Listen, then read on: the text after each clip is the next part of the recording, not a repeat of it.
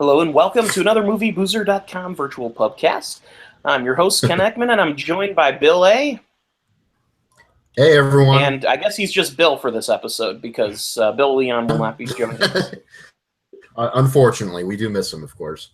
Hopefully he'll join us again in the near future. And Hawk Ripjaw is also here today. Hi. And we have quite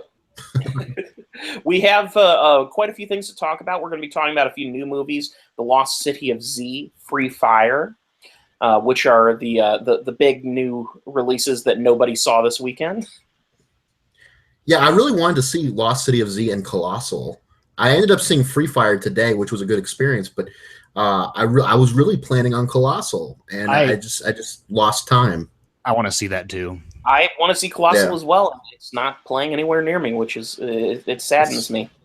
Such a shame. Yeah.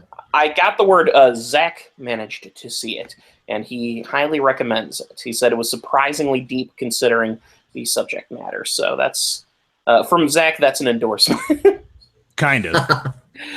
Zach is kind of the king of backhanded recommendations. Oh, okay. Where he will recommend something, and he honestly means to recommend it, but within that recommendation, he will have some reserve in it. Because he's probably afraid that somebody will hate the recommendation. They'll come back and be like, what the fuck? He'll be like, well, I did say that it also does this. That's the thing. Zach is kind of fearless with that, so I don't know if that's what feeds it. I think it's just a natural thing. Anyway, so we do, though, have a more... a somewhat more, a fairly sad topic to discuss, which is the sudden, surprising death of Jonathan Demme, who it turns out has been sick for a while, and guess it wasn't reported. He had heart disease, right? Yeah, well, they say that he had esophageal cancer, and heart disease was a complication. So both of those factors apparently contributed.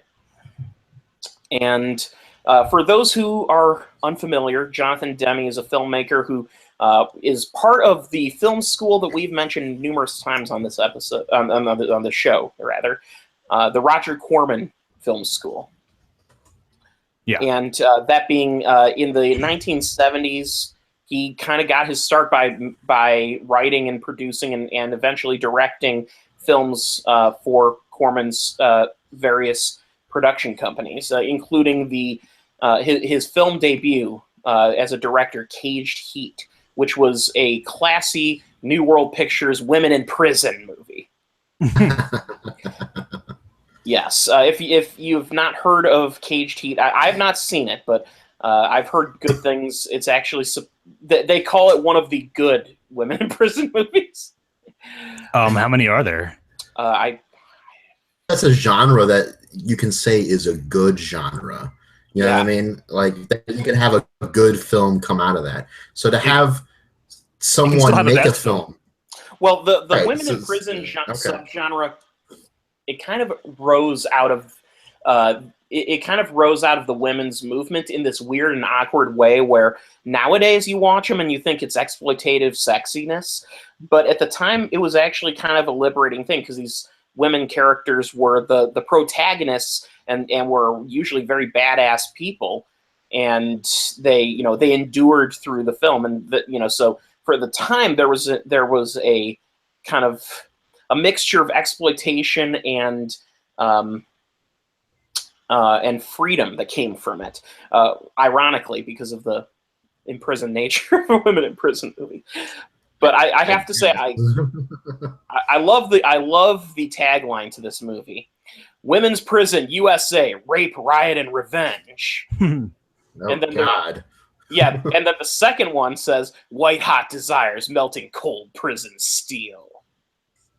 Oh yeah, that's not exploitation at all. We got it wrong. Yes. Then it was all about empowerment. Now, their intent. Empowering them to be sexy, right? Exactly. Yeah. Now, that movie, I tried to find it. I was going to try to watch it this afternoon, and it turns out that none of of Jonathan Demme's Corman films are available for streaming at the moment, even just anywhere, even if you want to pay. I bet they're I bet they're gonna be. I bet they're gonna be very soon. I hope so, because I've heard good things about that and his second film, Crazy Mama, which is a movie that stars Cloris Leachman, and it's a crime film, basically about old lady bank robbers. So, Which is hilarious because Cloris Leachman has been playing an old lady for fucking ever, hasn't she? I think Cloris Yeah, Leachman was born an old lady and just never stopped. She just didn't age anymore. Yeah, I mean she's now- 90 So now, but- Zach Braff's Going in Style, isn't that like a remake of this? It's a But with remake men? of another movie that I think it's a different movie though. Well, Crazy Mama is actually it's technically a follow-up to the movie Big Bad Mama from 1974. Because Going in Style, it's the original film was also had the same name. Yeah, I was just 79. I was just being funny. I mean, I don't know. Oh, okay. Well, no. I actually was going to make the same connection. That sounds like Going in Style. So when was the Crazy Mama or whatever it's called? When did that come out? Crazy Mama came out in 1975. Okay, so Going in Style was 79. Okay. Well, there you go. Now, Pre-Star Wars and then post-Star Wars. it's worth noting, by the way, that Crazy Mama also was the film debut of Bill Paxton, another person who sadly passed away this year. Wow. It's So- a small world. Yeah, and I've seen the trailer for Crazy Mama. It looks amazing, like a ton of fun, and I have to check it out. The best part about the trailer is one of the listed celebrities in the credits of the trailer is the Goodyear blimp as itself. Nice. Classic. That's classic Corman. What do we got? Let's put it in your movie. We can rent the Goodyear blimp for a couple hours. Exactly. I wouldn't be surprised if it was something like they rented the blimp to get some sort of a sky shot of something, and they said, well, since we're renting the blimp already, how do we get this in the movie in other ways? Anyway, so one thing though that typifies Jonathan Demme as a filmmaker is, and this is something that his early films and his later films all typified, was a love of music. And one thing that's fascinating, Caged Heat, for instance, his debut film, featured in it was scored actually by John Cale of the Velvet Underground. Okay. And Cale would actually collaborate with him on numerous occasions, including the one Jonathan Demme film available on streaming that I was able to find immediately was a made-for-TV episode of a PBS series called American Playhouse from 1982. It's a 1-hour kind of made-for-TV movie starring Christopher Walken and Susan Sarandon, and actually John Cale did the music for it. And it's based on a Kurt Vonnegut short story called Who Am I This Time? Now, the reason I'm mentioning this and is since I watched it today, I wanted to give a shout out to how a filmmaker who's made genuine, motion pictures, was able to translate that to TV. The concept of Who Am I This Time is a classic Vonnegut twist on like standard. On a standard formula. Basically, Christopher Walken plays a emotionally suppressed hardware store clerk who, basically by today's standards, you would say he's probably autistic. He doesn't really know how to relate to human beings. But he's also a local celebrity because he is the one member of this community theater group who can actually act. And he comes alive on stage. The movie opens with him performing Cyrano de Bergerac. And it's Christopher Walken, by the way, doing Cyrano, which, if you've ever wanted to see that, you have an opportunity to see him do a read on it. It's a huge success. And then immediately after the show is over, he just disappears. He does not talk to people. He doesn't go to any social gatherings. The next day, when the theater manager tries to hunt him down to talk about the performance, he's awkwardly sorting bolts in the hardware store. And a romance in this film develops between him and Susan Sarandon, who's an equally awkward person and she falls in love with him via his stage persona as they star in a production of A Streetcar Named Desire with Harry playing Stanley Kowalski. So this is also an excuse for you to see Christopher Walken do his best Stanley Kowalski. I will take Christopher Walken in anything, so... Well, really. Yeah, exactly. Yeah. Well, if you've ever seen A Streetcar Named Desire, with Marlon Brando or the play, it's a powerful thing. And Walken is the perfect kind of theatrical actor for that sort of thing. And over the course of this film, Susan Sarandon's character discovers, and she sort of comes to pity Christopher Walken's character for his inability to relate to people. And what she decides to do to try to relate to him is by confronting him and forcing him to read Romeo and Juliet with her, because she wants to show him how she feels about him. And it's got this weird Hollywood. It almost has it's a Hollywood ending in that they end up falling in love and through the magic of plays. But what's great is they wind up proposing to each other through a reading of Oscar Wilde's The Importance of Being Earnest. Interesting juxtaposition there. Yeah, which this is the brilliance of Demme as a director, because he's able to take these this really strange material and forge it into something compelling through letting these performers really do their thing. And the subtle score from John Cale, and of course, what a great decision of choosing Kurt Vonnegut's story to adapt. I wanted to give that a little bit of a review. It's worth watching. It's free streaming on Amazon Prime. So that's why I'd throw that out there. All right. I wanted to kind of take this back to New Orleans a little bit, because you mentioned Streetcar Named Desire within that Demme film. Demme did a documentary called I'm Carolyn Parker, which was around the time of it was a Katrina documentary. And I have a funny story about Demme that I learned today. Movie programmer. His name is Rene Broussard. He runs the local theater Zeitgeist. And he was telling me that he was holding a private screening of I'm Carolyn Parker for Demme and a couple other people involved in the crew. And Demme, for the event, was supposed to pay him like $250. Okay. Money. So for the entirety of Demme's life, he owed a local New Orleanian movie programmer $250 that he never paid back.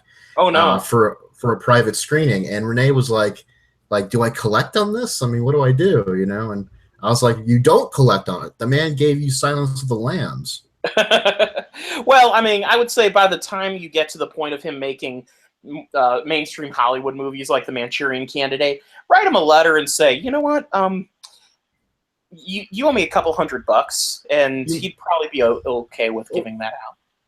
He'd probably be okay, but at the same time, I'd be like, just let the guy buy you a beer or something, or some Hollywood knickknack, it's not that big of a deal. And Renee agreed. He agreed. He was like, I'm not going to hound the guy down for that. Oh, of course. Well, yeah, it's to be honest, he probably forgot about it. He probably wasn't ditching it, or it was probably something like that.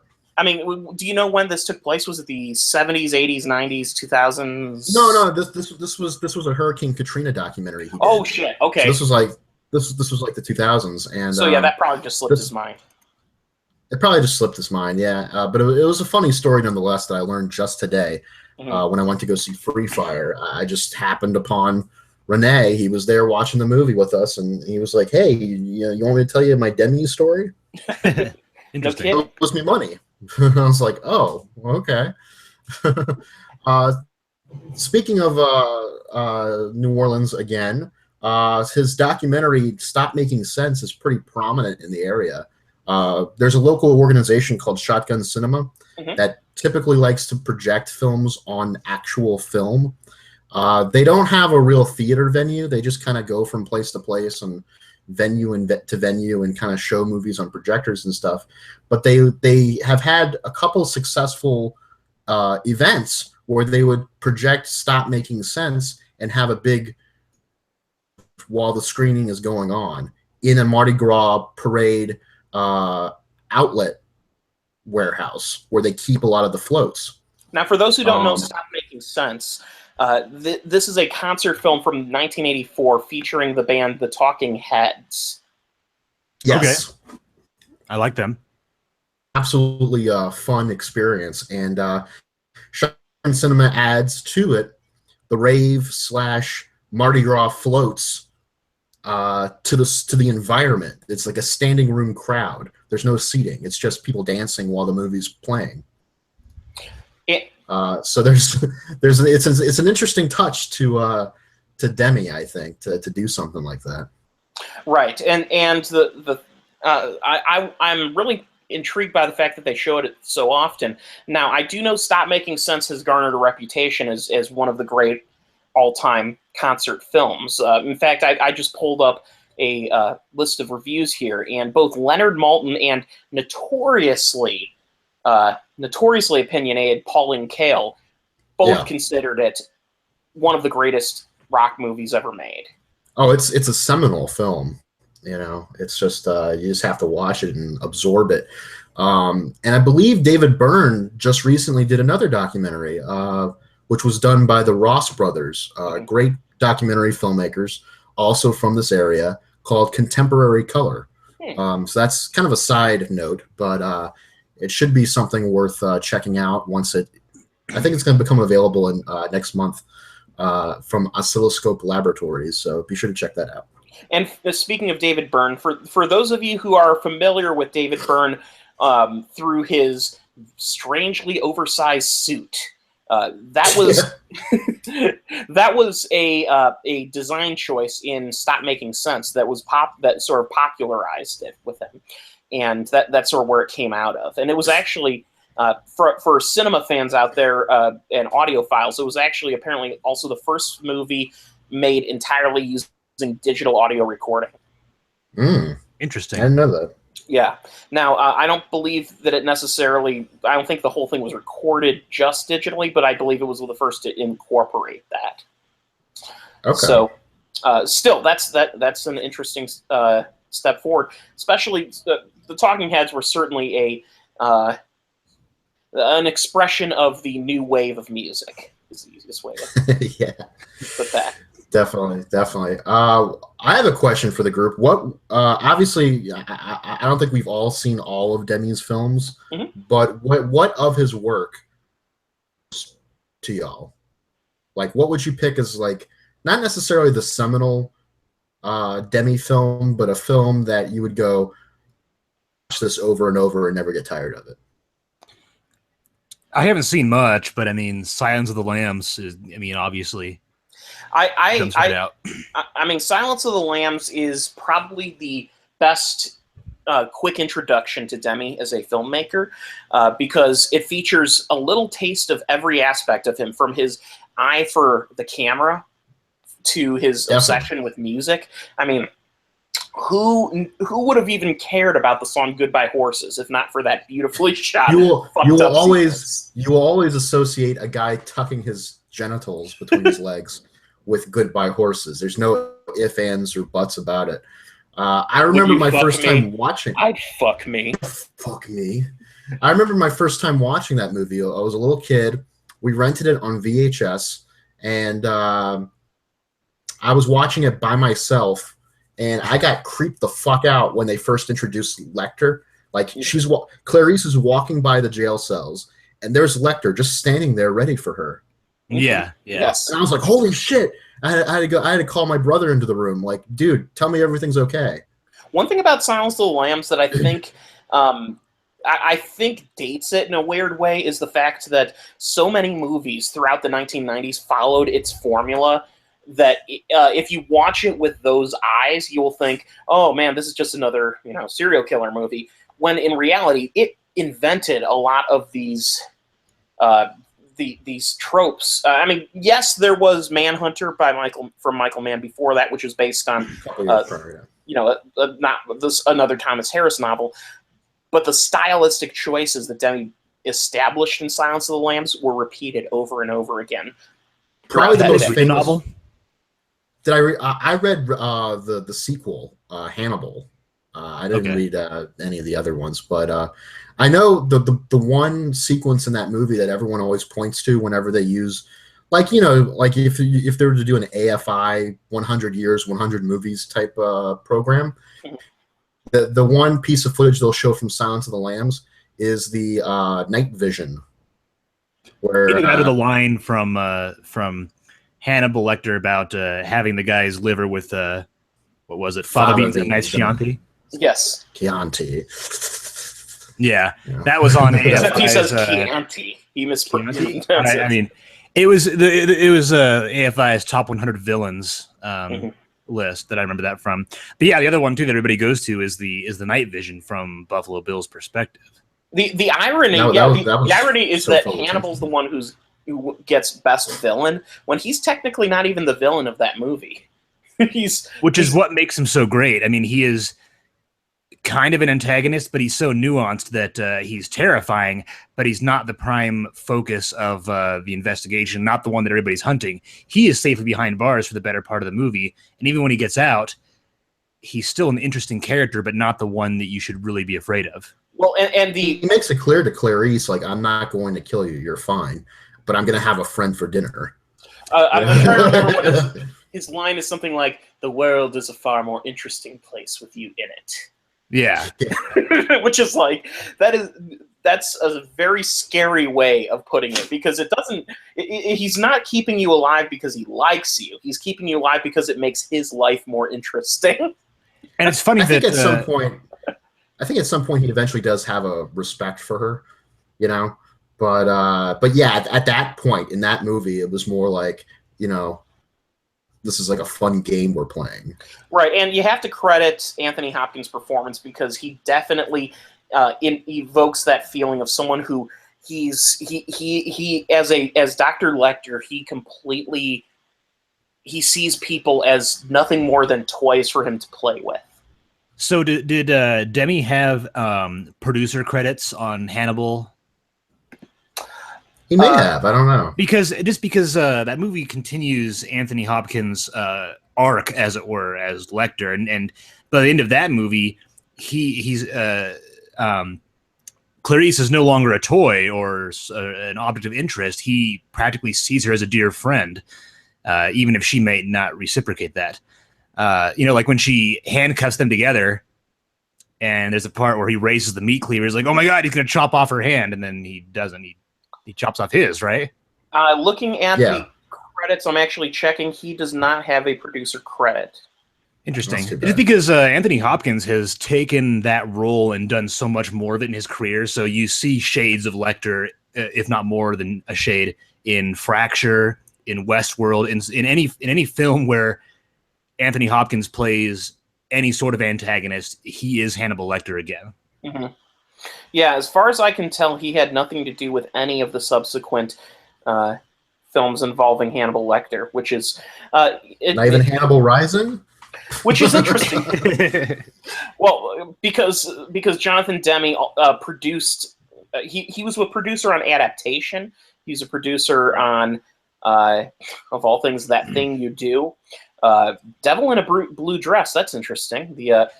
Okay, so there's an early Denzel connection over a decade before he did Manchurian Candidate. To make an early reference, Demme strikes me the kind of person, kind of like oh fuck, what's his name? The guy who made Free Fire and all those movies. Ben Wheatley. What? Ben Wheatley did Free Fire. Yeah, thanks. I don't know why that name was getting away from me. Like Ben Wheatley, where he takes on projects that are interesting to him and not necessarily things that might advance. Can I just say that I'm a fucking moron for the comment I mentioned a moment ago about Denzel Washington? Because the very next movie I was about to discuss was Philadelphia, which was made in '93 and contained Denzel Washington. So that's true. Yeah. So I'm just throwing my idiot credit out there. No, I was going to say, I'd also like to strikes me as the kind of guy who takes on projects that are interesting to him and not just things that would advance a specific trajectory of his career at that time. Like, he's not like, oh, I made this action movie, so I'm going to make 5 more because that's what I'm good at. Cough, cough, Michael Bay, Transformers. No, he takes on, like, the guy who made Signs of the Lambs produces Adaptation, like, who I wouldn't have imagined that he'd be working with Spike Jonze until you told me that he was. Mm-hmm. Just not to defend Michael Bay, but I think for him, that's not advancing his career. I think he's literally doing exactly what he thinks he's put on Earth for. I think he's locked into that, yeah. But I'm just saying, instead of, for example, Silence of the Lambs, instead of making all of the Hannibal sequels, he moved on to different things and different projects. Definitely, Bay is not progressing. Yeah, Demi progressed. Not to shit all over Michael Bay, but I just liked that Demi was so varied and eclectic in his career. Like, he always was doing something different. Right. Well, whether it be movies like Married to the Mob, which is that's a more commercial kind of romantic comedy movie, to a movie like Swimming to Cambodia, which is literally just 85 minutes of the narrator Spalding Gray talking about his experiences working on the movie The Killing Fields. Mm-hmm. And I've not seen Swimming to Cambodia. That's another movie that I've been trying to get a hold of for a while. I've heard that it is fascinating how much a movie can hold your attention when it's essentially an 85-minute monologue. Mm-hmm. I'd like to make just one other quick reference to Demi while we're talking about Demi. Yes. He was in a movie that Mystery Science Theater 3000 riffed on called The Incredible Melting Man. Mm-hmm. He didn't have a big role. He played a security guard. But it's clearly him. Yes. And by the way, the reason for that is it's a Roger Corman movie. There you go. Yeah. Yep. He appeared in numerous parts of films involving Corman, and that was certainly one of the examples. That was distributed by American International Pictures, which was notorious. Yeah. Yes. So with that said, in our conversation about Demi, I wanted to mention Philadelphia, which also that's probably, alongside Silence of the Lambs, his most universally known movie. Sure. Philadelphia being the first mainstream movie to really say that AIDS was a thing, and not just a thing, but a thing that affected human beings. And it acknowledged homophobia, homosexuality overtly, with Tom Hanks playing a gay man diagnosed with AIDS who is fired by the law firm he works at and sues for discrimination. Mm-hmm. And the thing about Philadelphia, when I watched that, I actually just watched it last year for the first time, is Tom Hanks' performance is truly a star-making turn for him. But in the background, the fascinating story arc that you get does not come from him. It actually comes from Denzel Washington, because Washington is the kind of nowadays, if you watch this movie, you'll say that this movie feels very much like a Saturday, like an after-school special, because Denzel Washington's character kind of plays the American public. His character is the lawyer that Tom Hanks hires, and his character is a homophobic lawyer who, over the course of this film, learns the reality of the situation. And his arc is really fascinating. At the beginning of the movie, when Hanks steps into his in and says he has AIDS, you see Denzel like wiping shit down. Clearly, he backs away. He wipes stuff down. He's clearly like scared, exactly, and not sure what to do. Really, yeah. It's also noteworthy for being one of Antonio Banderas's earlier performances as Tom Hanks' lover. I totally forgot about that. Yeah, a lot of people don't. It's also a solid performance in a very small role, but noteworthy. And Philadelphia is also very much in line with Demi. It is a musical collaboration because two very important songs came out of that movie. First of all, the Academy Award-winning Bruce Springsteen song "Streets of Philadelphia." Streets of Philadelphia. But it was also the inauguration of a long-running collaboration that Jonathan Demme had with Neil Young. The opening theme song to the movie, which is a song Young wrote just called Philadelphia, which I would argue is as powerful, it's more of a muted dirge of a song, versus Streets of Philadelphia is more anthemic, which is probably why that's the one that got nominated. But Neil Young's song was the first of multiple collaborations. He would later work with Demme on a series of music videos coming out of the album that Young wrote in the mid-'90s as a tribute to Kurt Cobain. And then he would record 3 concert films with Young throughout the 2000s. Heart of Gold, Neil Young Trunk Show, and Neil Young Journeys, each of which highlight a different side of his personality as a musician. And so, just putting in perspective as a musical director, his capabilities of showing an artist's strengths on stage, I highly recommend any of those. Now, I do want to hunt down Stop Making Sense because I've heard that's fantastic, but I'm very familiar with his capabilities at showing the emotional power of a musician on stage. Anyway. Yep. So, with that said, I think we've talked about we've talked about a lot of aspects of Demme, and I'll just summarize by saying it's truly a loss that we've lost him.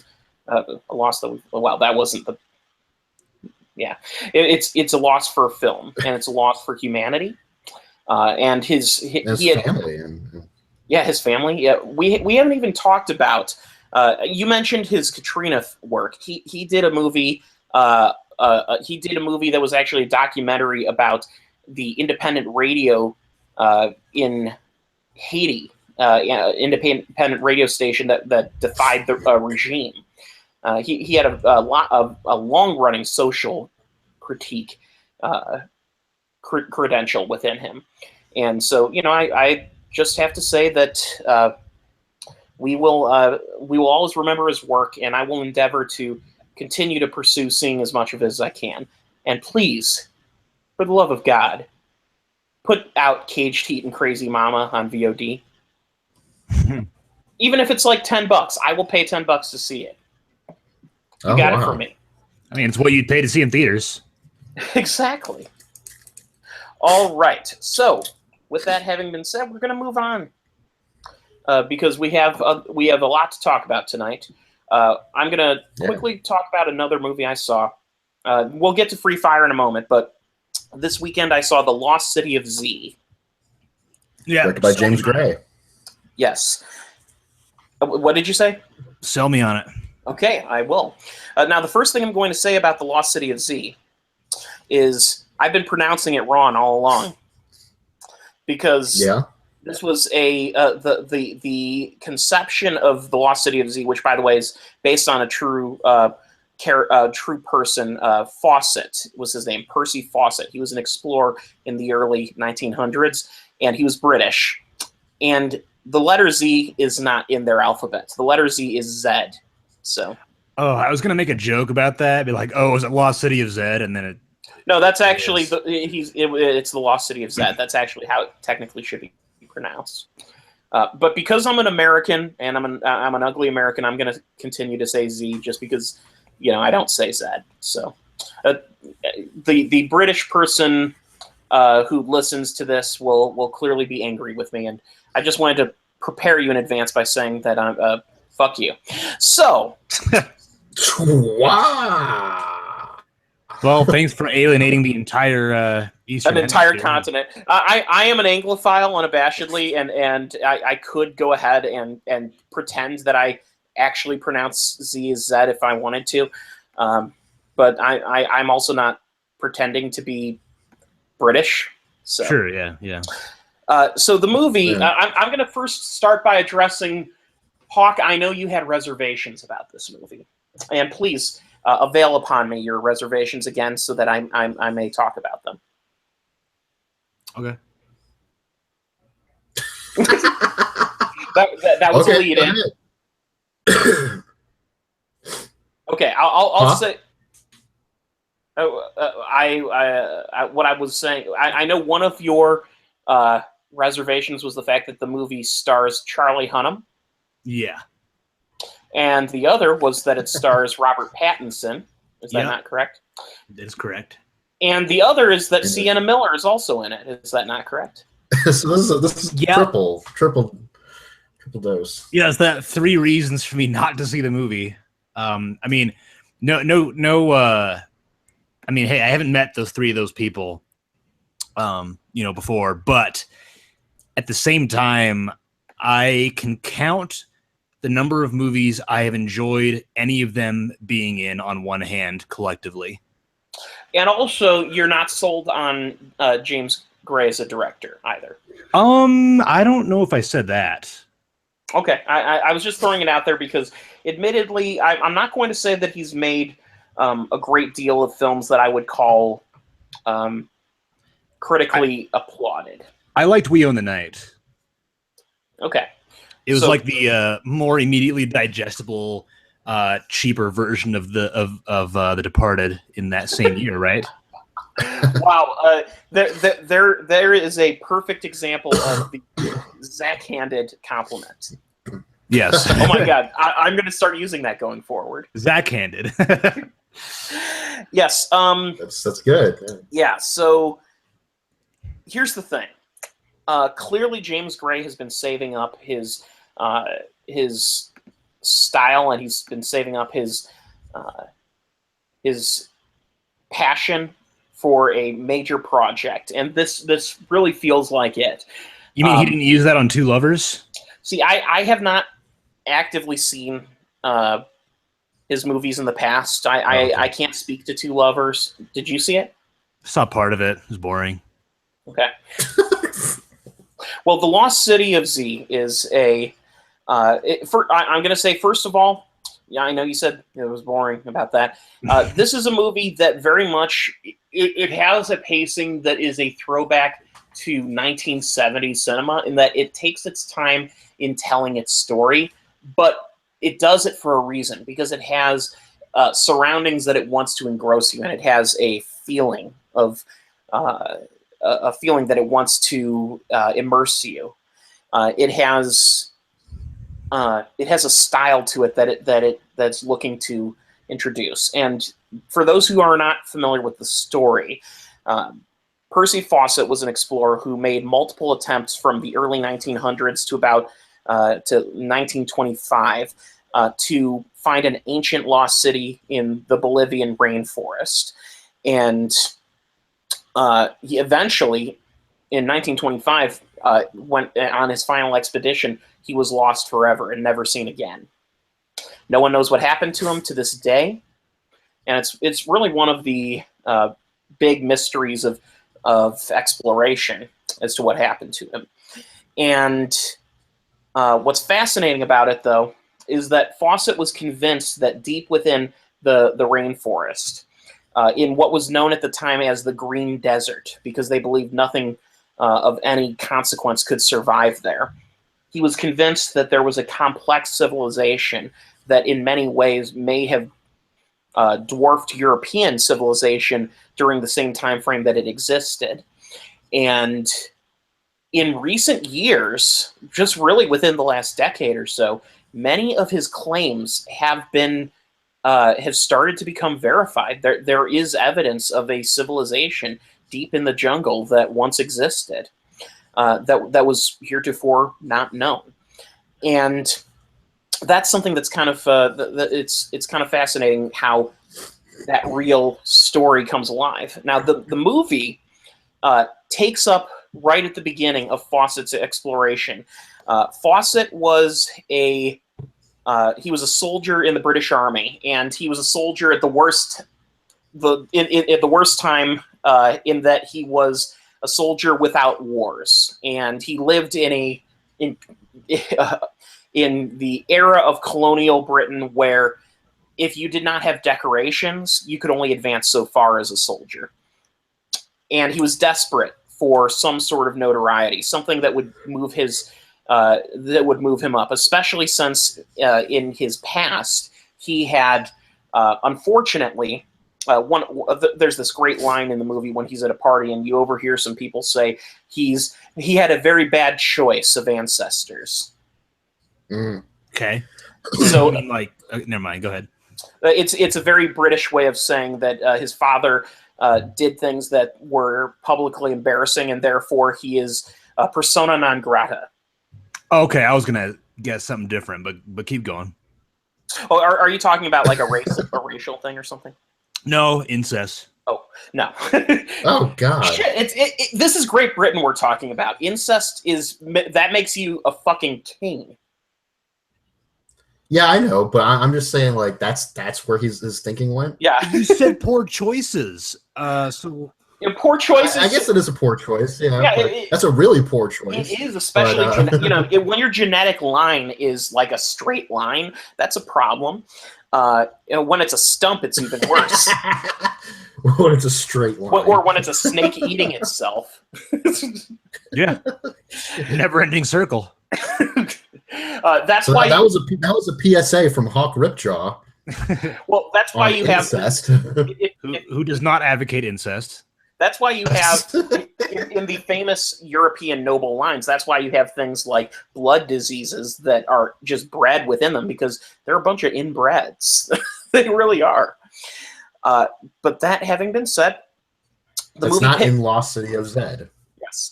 That having been said, that is not within the Lost City of Zed. There's a rhyme to that. Oh, you said it. Yeah. You said it. You said it.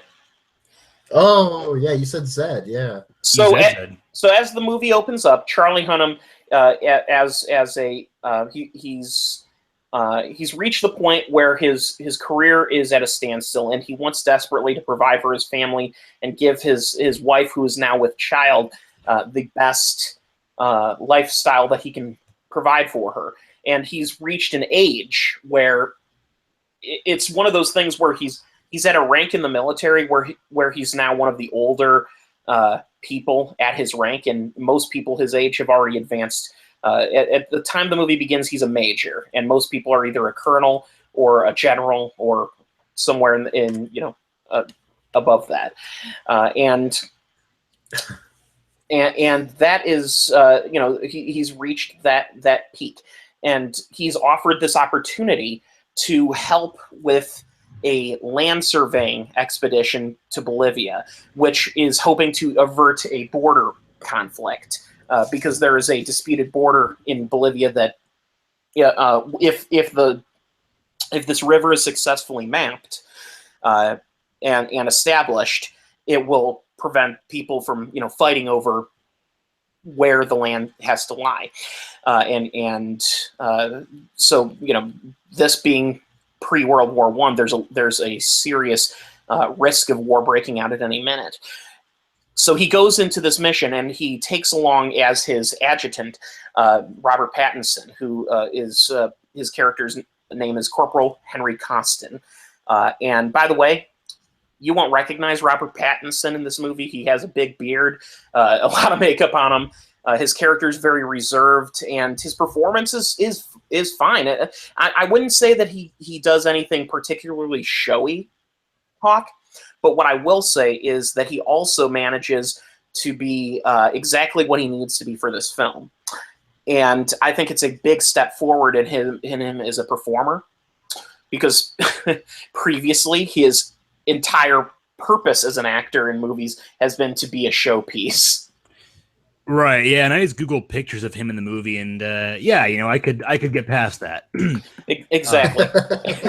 So like it's a problem. No, I wouldn't be like, I wouldn't look at him and be like, oh, it's fucking Edward from Twilight. That's the thing. The big beard that he grows almost feels like a conscious effort to erase that from your mind, and I think that's a good thing. And his character he does get a lot to do though, in the small role that he has, because he is the second banana to to Fawcett, in that he is with him all the time, and he is his man Friday, to use an Explorer term. And he's adjutant.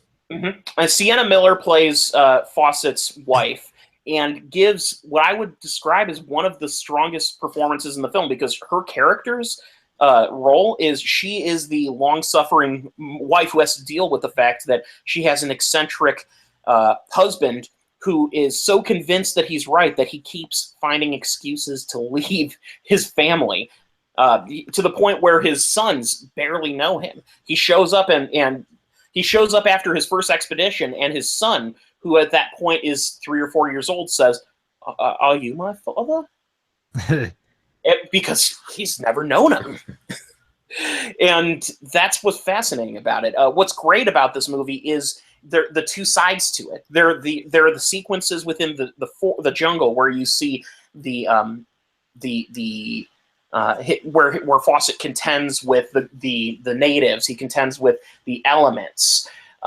This movie could definitely be something out of a Herzog film, because there's a lot of Fitzcarraldo and a lot of Aguirre, the Wrath of God, in this. The Gorani tribe, for instance, who was featured in both of those films, is a consistent presence within within this, because that's one of the major groups of natives within the rainforest, the Gorani. And there's even a sequence in which a Gorani guide is crafting a pan flute, and they start playing it. And I swear I heard a couple notes of that the mentally challenged pan flute player in Aguirre played, which I don't think it's the exact same song, but it may have been just my mind playing tricks on me. But that was a good little reference. But these sequences in the jungle, which are really well shot and intense, because there's that constant threat of either attack or destruction by the elements, and the survival story. But Fawcett kept returning home, and when he returned home, the world is completely different. He's in, quote, civilized society, where people frown on him, and he's looked on as a bit of a charlatan, because so many people do not believe him. His wife does not understand fully his mission, and even though she supports him, she also gives a very good reason why he shouldn't leave, because he has a family life to look forward to. And these, while in the wrong hands, these sequences where he returns home could have hampered the movie considerably by having Sienna Miller feel like a nag or something. The old bag or the battle axe, the person who's always complaining. She makes it feel real, and I have to credit her performance in this. She's one of the glue. She's the glue that holds this together. Also worth noting that this movie, just to give this movie an even more epic scope, Fawcett served during World War I. He got home from one of his expeditions only to find, and he was home for only a very short time because, as a member of the military, he was called up and served. And so there's an entire war sequence in this film too. Oh, what sequence? War sequence. Oh, okay. Now it's probably only about 15 minutes long, but it's significant, and it's interesting because it brings to contrast the barbarity of civilized society versus the barbarity of the jungle, and it makes you question which is worse.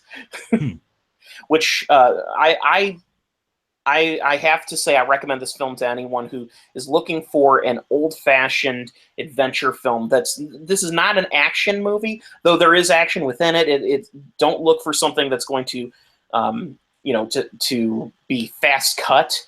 It takes its time getting where it's going, but it has a point. And Fast and the Furious, the Lost City of Zed. The biggest controversy this movie has had behind it is its choice of giving you a pretty definitive ending as to what they feel happened to him. And I'm not going to give that away, but I didn't mind it. I think that it was fitting, given that we don't know what happened. You got to come up with something. It's like if you've ever seen, let me say this: have you ever seen the Danny DeVito, Jack Nicholson movie Hoffa? Yeah. Yeah. No one knows what happened to Jimmy Hoffa, but that movie comes up with an ending as to what probably happened. And the movie's 20 years old, so I'll go ahead and spoil it. Hoffa and his friend get murdered, put into a truck, and driven away. Okay, well there you go. That's probably what happened. There you go. I mean, that's kind of inclusive of a lot of things that could have happened. Yeah, well, of course. If you had just ended it with them walking into the woods and roll credits, it would have been boring. It would have been like, really, they didn't make a choice. The director made a conscious effort to come up with something, and it actually fits very well within. If you're familiar at all with the cultures of the rainforest, this was a very respectful movie. Much like Herzog films, he allows the people of these ethnicities to make the movie a part of their own culture. He doesn't comment upon it. He allows them to express themselves within it. All right. Okay. And the movie's beautifully shot, and I recommend it to anyone who's willing to invest the time into something deep. Yeah, I'll check it out.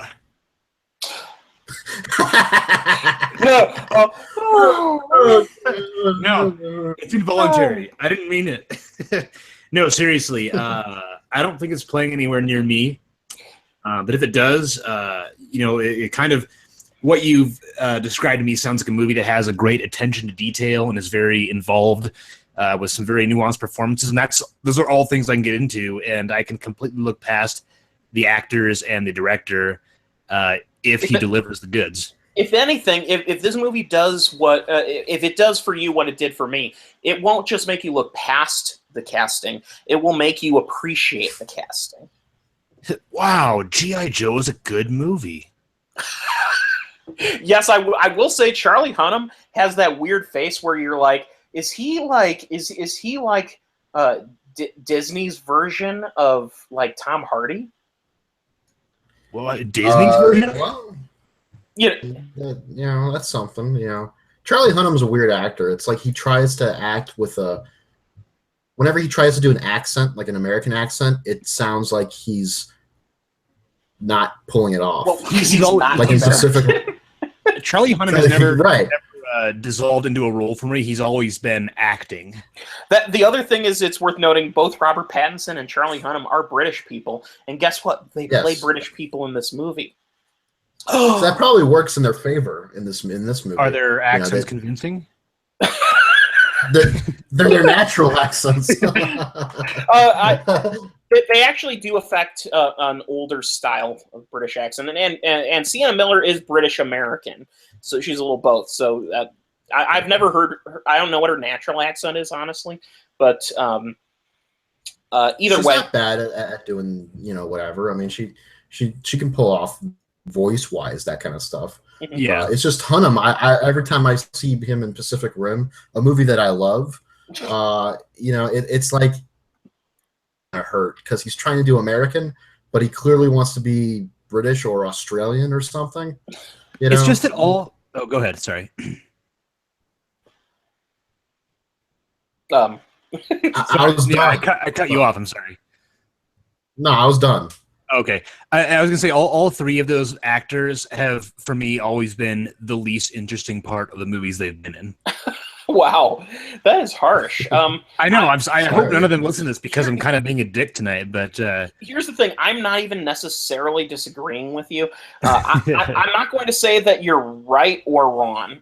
What I will say is that I think that Lost City of Z is vindication for all three of those performers. And it's worth noting that Charlie Hunnam's next performance, his next credited performance, he's going to be the star of a remake of Papillon. Yeah, I saw that, and he's going to be in King Arthur also. Right, yeah. Now, which will probably do the same things for King Arthur that Sherlock Holmes did for Sherlock Holmes. Yeah, as to King Arthur, I'm not. I can't even vocalize about that movie. What is it's probably more appropriate. It's probably more appropriate to turn King Arthur into an action movie than it is to turn Sherlock Holmes into an action movie. Yeah, you know? And but that's whatever. Ever since Sherlock Holmes, anything by Guy Ritchie has kind of rubbed me the wrong way. I'm like, all right, buddy, calm down. So I will say before the Papillon remake comes out, I will try to get both of you. Have either of you seen it? Long time ago. Oh, you did? Okay. Yeah. Yeah, I haven't seen it. Okay, well then I will strongly recommend both of you find time to rewatch it. It's as far as adventure filmmaking, that is actually a perfect. That's a perfect example of a movie much like Lost City of Z, where the same thing. It's a movie that takes its time developing itself, and it's a character piece within an adventure story. Hoffman and Steve McQueen are electric in that film. And anyway, so we'll go ahead and move on to a movie that finally all three of us can talk about. Yeah. We can talk about it freely, if you would. Yeah. If we talk about it too freely, though, damn it. Who wants to fire off the first comment?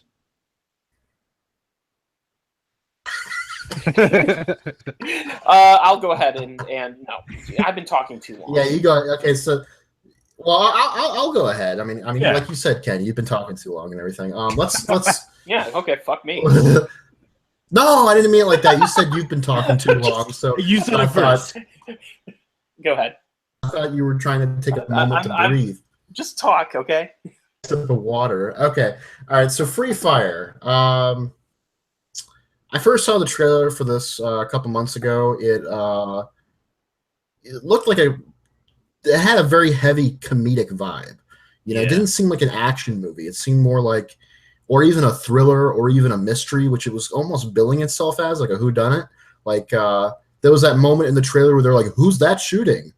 They're like, "It's not one of our guys. It's not one of ours." So it was almost like, "Oh, there's going to be a mystery to it." That didn't really ring true to me. I felt it was going to be not straight, but this was going to be some kind of a weird comedy, and that's kind of what ended up happening. I just saw the film today, and I would call this a visceral slapstick. Oh, yeah. Yeah, I would agree. And now I had the advantage of... I'm sorry, go ahead. I had the advantage of not having seen a trailer for this in advance, by the way. Mm. Oh, wow, okay.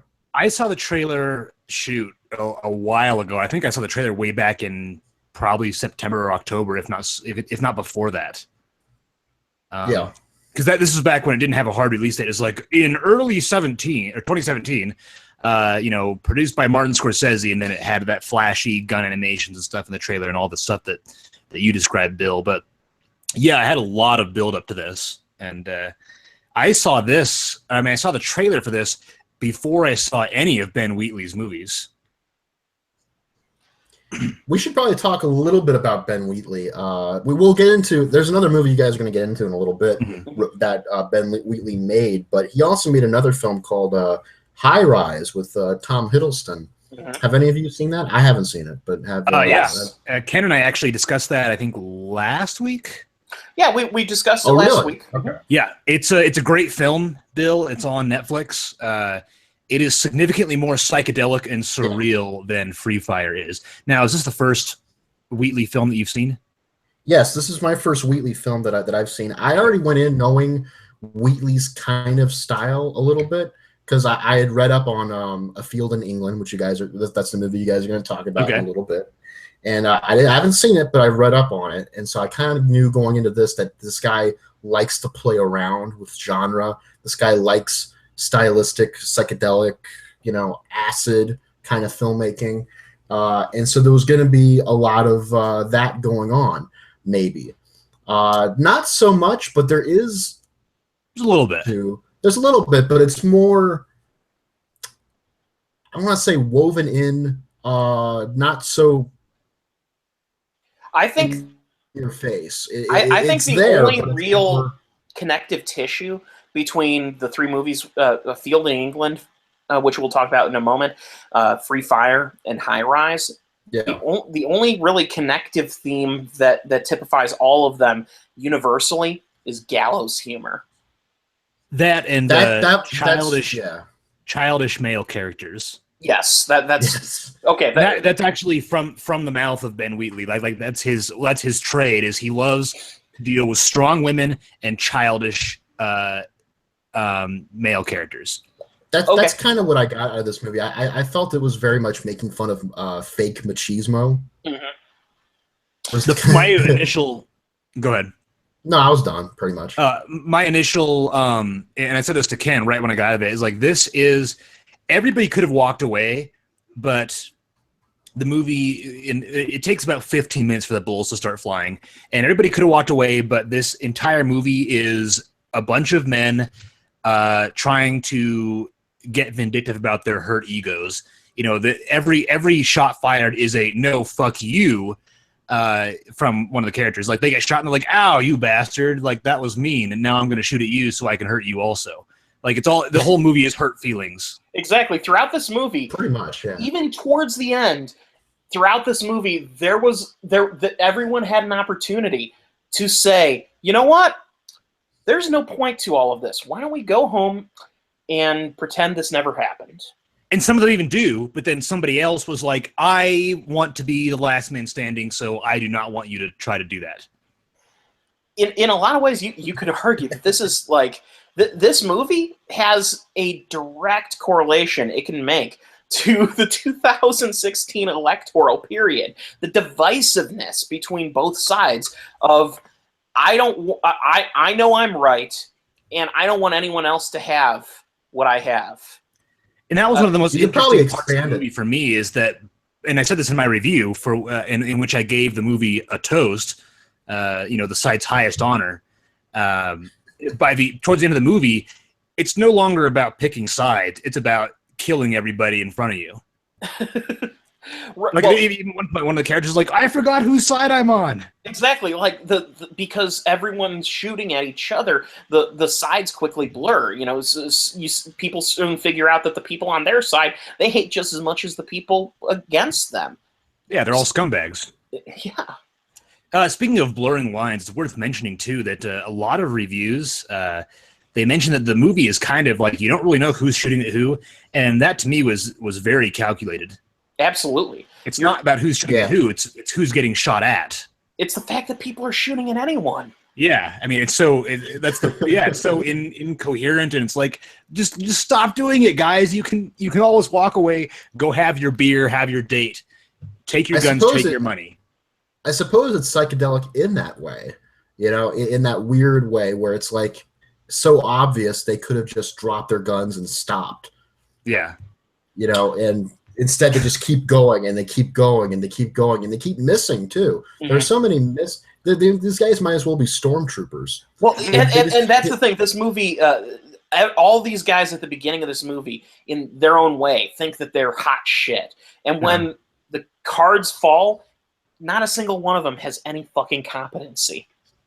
Bill, I wanted to ask you something, because I asked Ken this and we couldn't really figure it out. I came to one conclusion, but I'm still not quite satisfied with it. Okay. And this is kind of spoiler territory a little bit, but it doesn't really matter because of what we've been talking about. There is a scene about maybe halfway through where Chris, Cillian Murphy's character, he's like, all right, you know what? Just let Justine go, Brie Larson. Like, let her go. Everybody stop for a second. Let her go, and then we'll keep going what we were doing. And then Armie Hammer's character, Ord, he's like, yeah, okay, that's fine. And at a certain point, Chris is trying to get over to Justine, and then Ord risks everything to run out and start attacking Chris physically with a crowbar. And that didn't really make sense to me, because up until that point, Ord had been by far the most diplomatic of the entire cast. So why do you think he ran out and did that and risked? I mean, he didn't start shooting. He ran out in the middle of the crossfire to physically attack Chris hand to hand.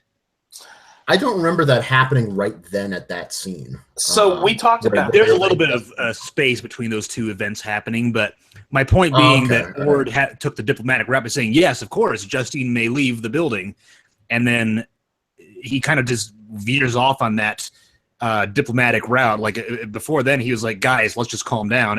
He even chastises Vernon for shooting at Justine. You know, Vernon's like, "Oh, why is she shooting at me? Like she betrayed us." And he's like, "Well, because you fucking shot at her, Vern, you dumbass." And now he's being the thoughtless aggressor. Yeah, aggressive and rash. So the thing when we talked about this a little bit, Hawk, one thing that was brought up was the fact that if you watch over the course of the first half of this movie, he smokes a ton of weed.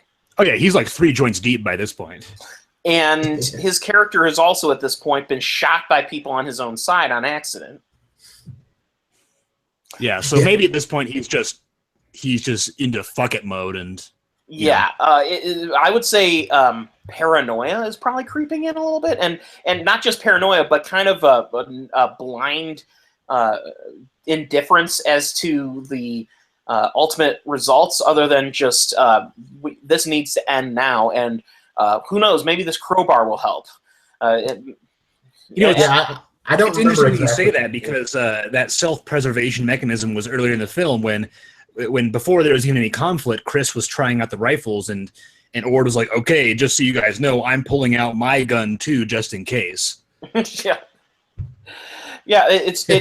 take so many steps in advance, you know. To what's great about this movie, what I love is the first 20 minutes to a half hour of this movie is them trying so hard not to get into a fight, because they all know it's gonna fuck everything up. There's the two guys who end up causing it are just so one. Think about it this way. You've got this is where I was talking, you know, how this movie fits in politically. You've got two groups of people on opposing sides. No one wants to get into a fight. They both have interests that they're trying to serve. They have their own self-interest. But the extremists on either side cause the war, despite their not wanting to do it. This movie, despite being a movie that's just basically, an hour and a half, and an hour of it is a comedic gunfight. This movie is a direct satirization of humanity on a large scale. That's why it's interesting. Like, I was going to comment on one reviewer online who was like, "I don't really get the conflict. Why didn't those two guys that hate each other why didn't the rest of them just send them into the corner and be like, hey, you guys figure that out over there, and we'll do our gun deal that we came here to do right here." It's like, well, you missed the point. Like, it's not about that. It's about these are all shitty, rash people who think they're the best, or hot shit, like you said. And by the way, he's on my side. I have to stand up for him. He's on my side. Yes, he's a hothead, but I have to take his side in a conflict. You know what my favorite shot of the movie was? And the Renee, who I was watching the movie with, the theater owner who told me the Demi story, laughed at it too, was when I believe his character's name was Frank, the older Irishman. He was crawling in the dirt trying to get to the telephone upstairs, and his hand pricks a syringe. Yeah. Oh, God, yeah. Like, oh, he just got AIDS. Well, not that he's had time. He's going to have time. Not back then. Back then, they wouldn't have gotten AIDS. But I mean, nowadays, yeah. Yeah. Oh, it didn't exist then, right? Yeah. I know. That's the myth. Yeah, I know. But no. He also did. He wasn't around long enough to. But yeah, that was a great little moment though, because that just it just hammered in a dirty floor. How gross their surroundings were. You know, clearly that place had been hung out. You know, crackheads had been there. You know. Speaking of the surroundings, I want to talk really briefly about the production process for this film. So, Ben Wheatley, he put together over 1,700 storyboards, first of all, for the movie.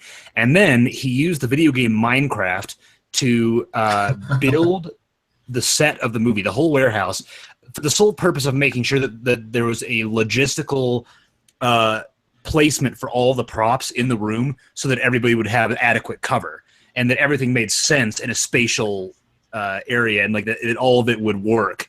And then then they built it, because he actually was like, okay, is this warehouse big enough for what I want to do with the movie?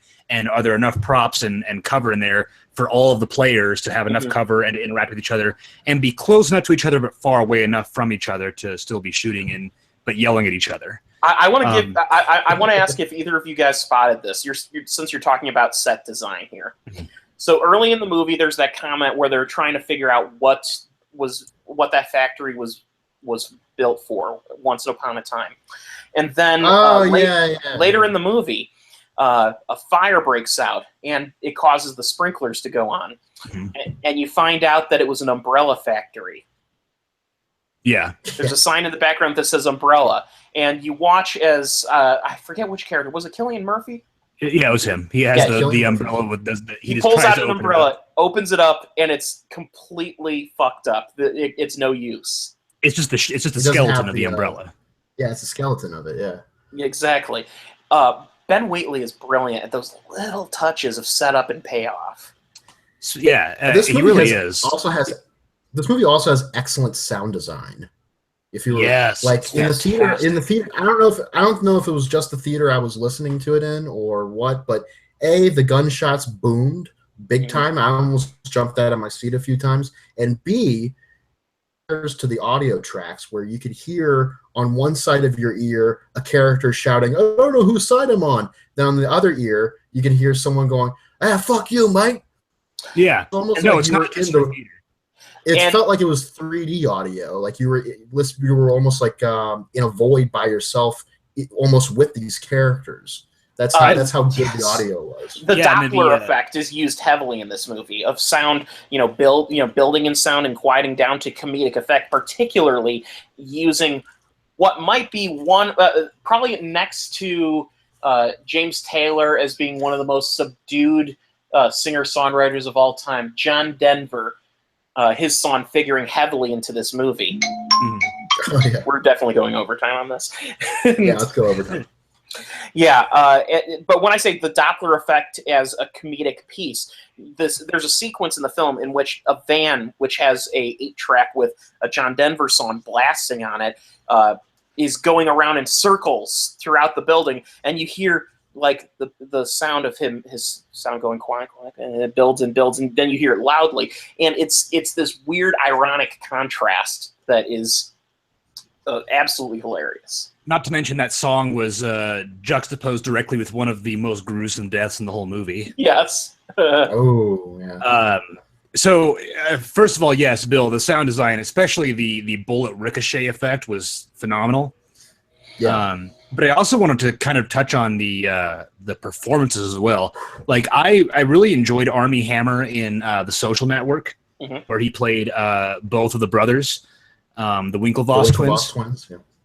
And I haven't really enjoyed him that much since, just almost entirely based on his movies he's been in. Like, I didn't really like The Man from U.N.C.L.E.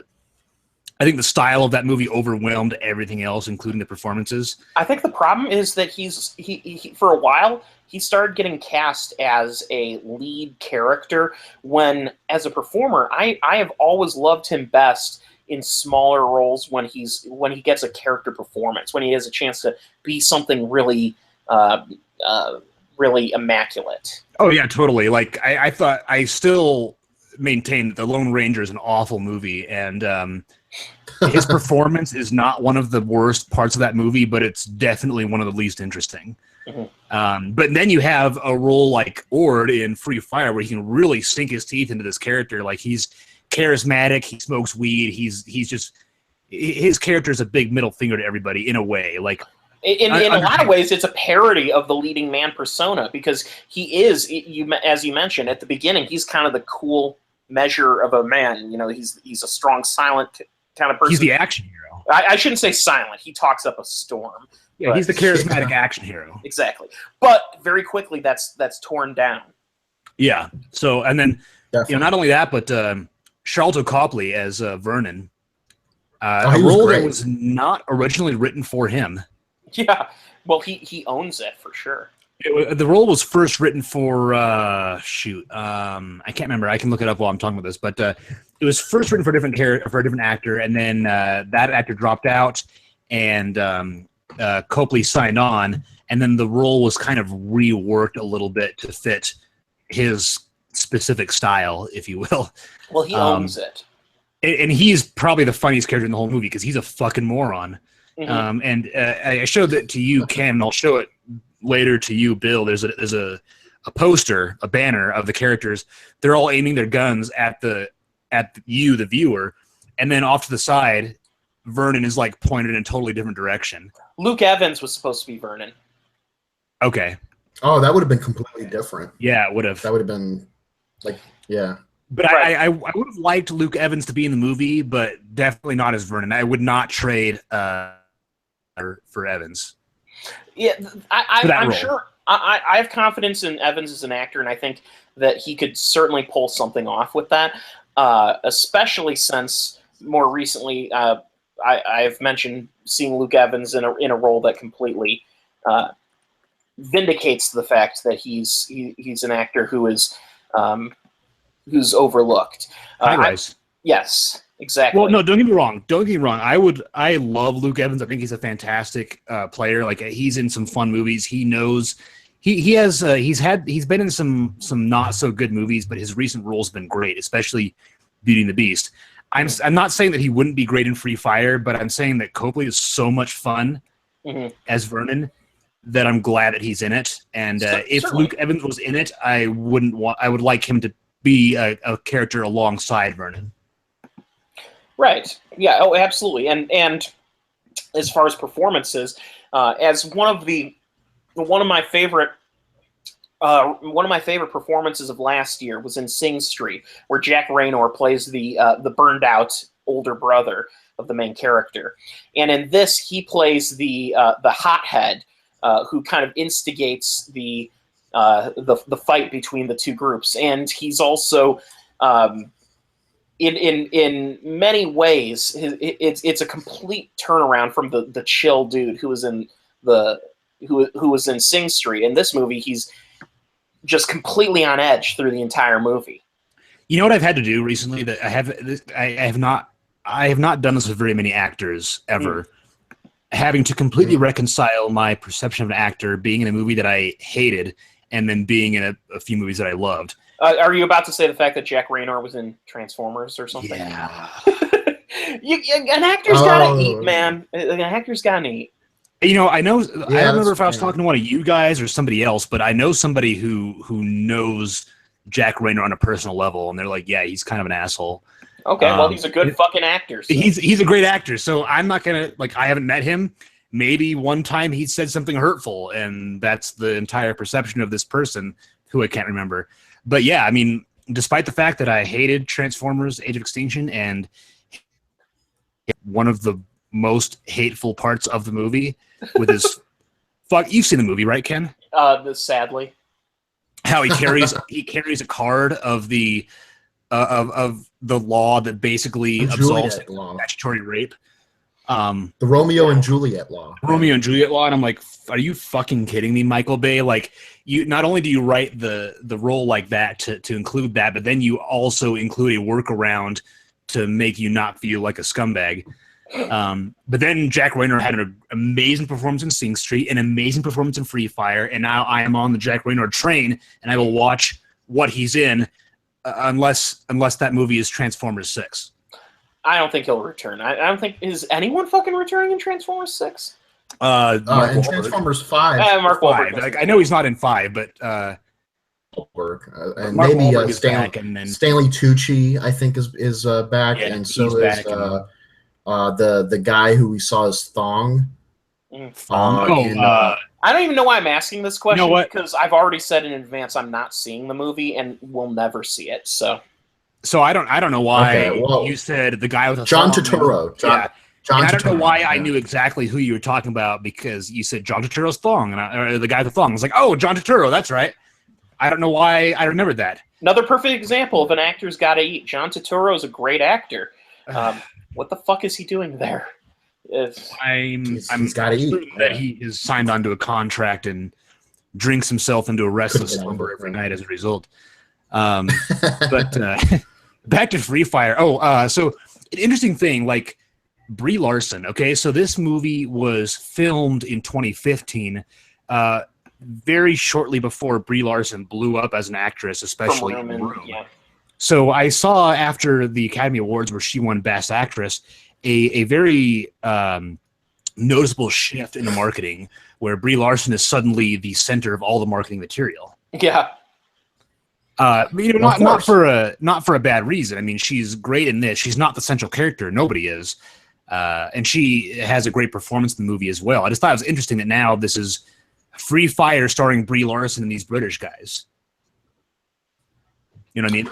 Yeah. Well, I mean, I liked that concept, though. Her character in the movie is fascinating in that she is the go-between. Her job is she and I love that the fact that they dress her up in this garish blue suit, because she is basically the real estate agent, but instead she's the agent who's the gun seller. She's the one who brought these two people together because that's what business women do, and so it's, she's a tough character who contends with any of these guys on their level. She's able to, but she has this classiness to her that is great. I love how the movie's about her character going from appearing like this, dainty kind of business saleswoman to the fact that, oh wow, she's just as much of a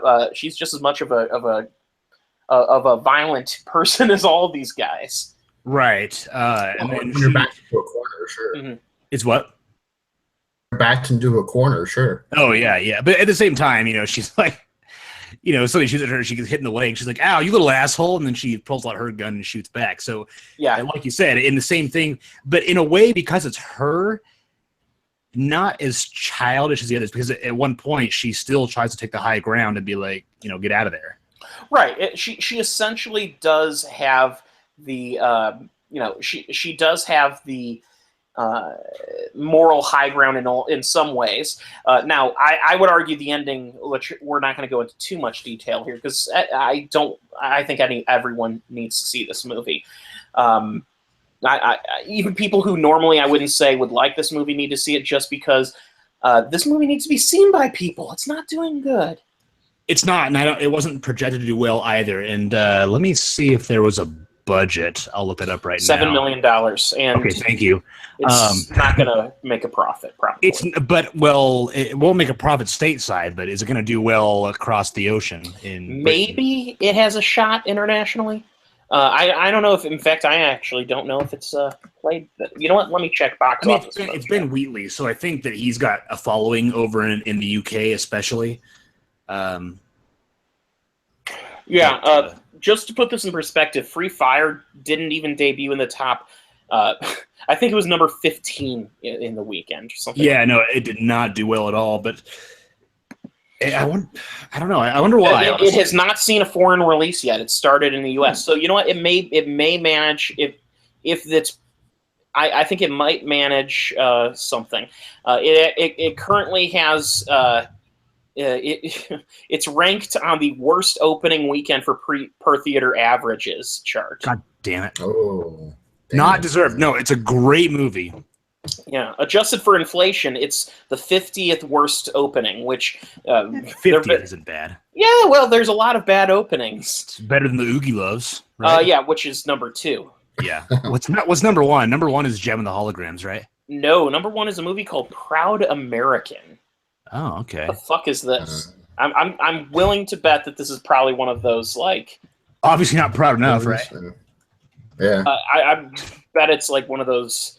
Proud American has a 1.1 out of 10 on IMDb, a 10% on Rotten Tomatoes, and according to Google, the description says, heartening stories of life in America unfold against scenes of national landmarks. Oh, God. Listen to Wikipedia. This is what it says here.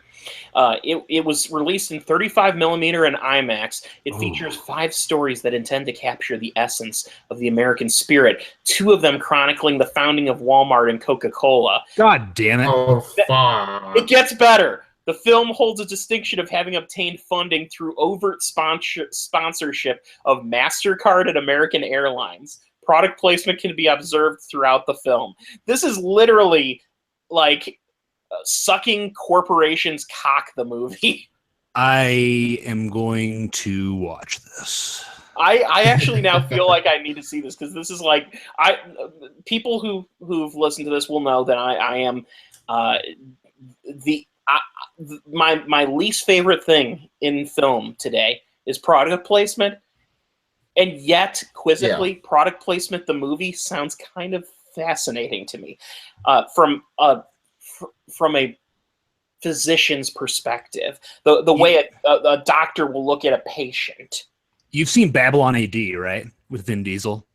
No, I actually have not seen Babylon AD. I think I've spoken about this before, but rumor has it that about halfway through production, they ran out of money. And they're like, okay, where are we going to get our money? And Coca-Cola was like, here you go, on one condition.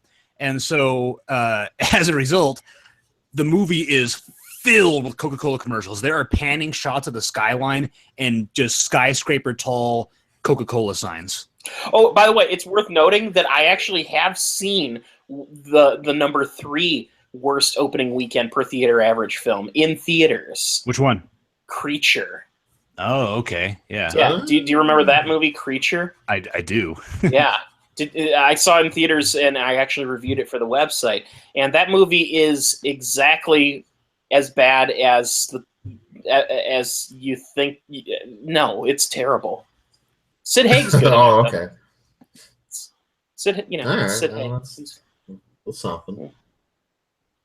So anyway, I think we've talked about Free Fire enough here. And do we have any closing thoughts? Go see it. Please give this movie some of your money. I'm going to try to see it again this weekend. I think it's still got one showing left. So. Okay. So speaking of Ben Wheatley, we're going to touch on A Field in England. Yes. Okay, so I can lead on this one. Yes. And Ken, actually, you gave me this and High Rise were my homework before I saw Free Fire. Unfortunately, I didn't see A Field in England before I saw Free Fire, but I've seen all 3 of them now, so we're good. A Field in England revolves around some defectors in a war. Now, what's the time period of this? This takes place during the English Civil War, which was the 17th century. Okay, that's what I thought. A group of defectors, they come across a sorcerer living in a field, and they again an alchemist specifically. An alchemist, yes. Thank you. I'll be kind of minimalist in describing this for the most part, but they are told they are compelled to eat some mushrooms or shrooms, if you will, in this field, which causes them to have some very nightmarish visions as this alchemist forces them to dig for a treasure that he says is buried somewhere in the field. Damn. Yeah, damn is right, because when I was gonna see this movie, I was like, I'm gonna get high for this, which is what I do for some movies. And then Ken was like, "Don't do it, don't fucking do it." And I didn't. And then I watched it, and I was like, "Wow, thank you, Ken, for warning me to not do that." I'm gonna start by saying, was there any reason to do any drugs before watching this movie? If a movie is psychedelic enough, just if it's weird, I guess I'll see just where my mind goes if I'm smoking. But as I saw when I watched the movie, Ben Wheatley does all of the heavy lifting for you when it comes to your mind on drugs. Yes, this is one of the most hallucinatory films I've ever seen. It's I would say it takes a little taste from the David Lynch book in terms of early like Eraserhead stylings. Let's just say that stone cold sober, I had to look away a couple of times because the imagery made me uncomfortable.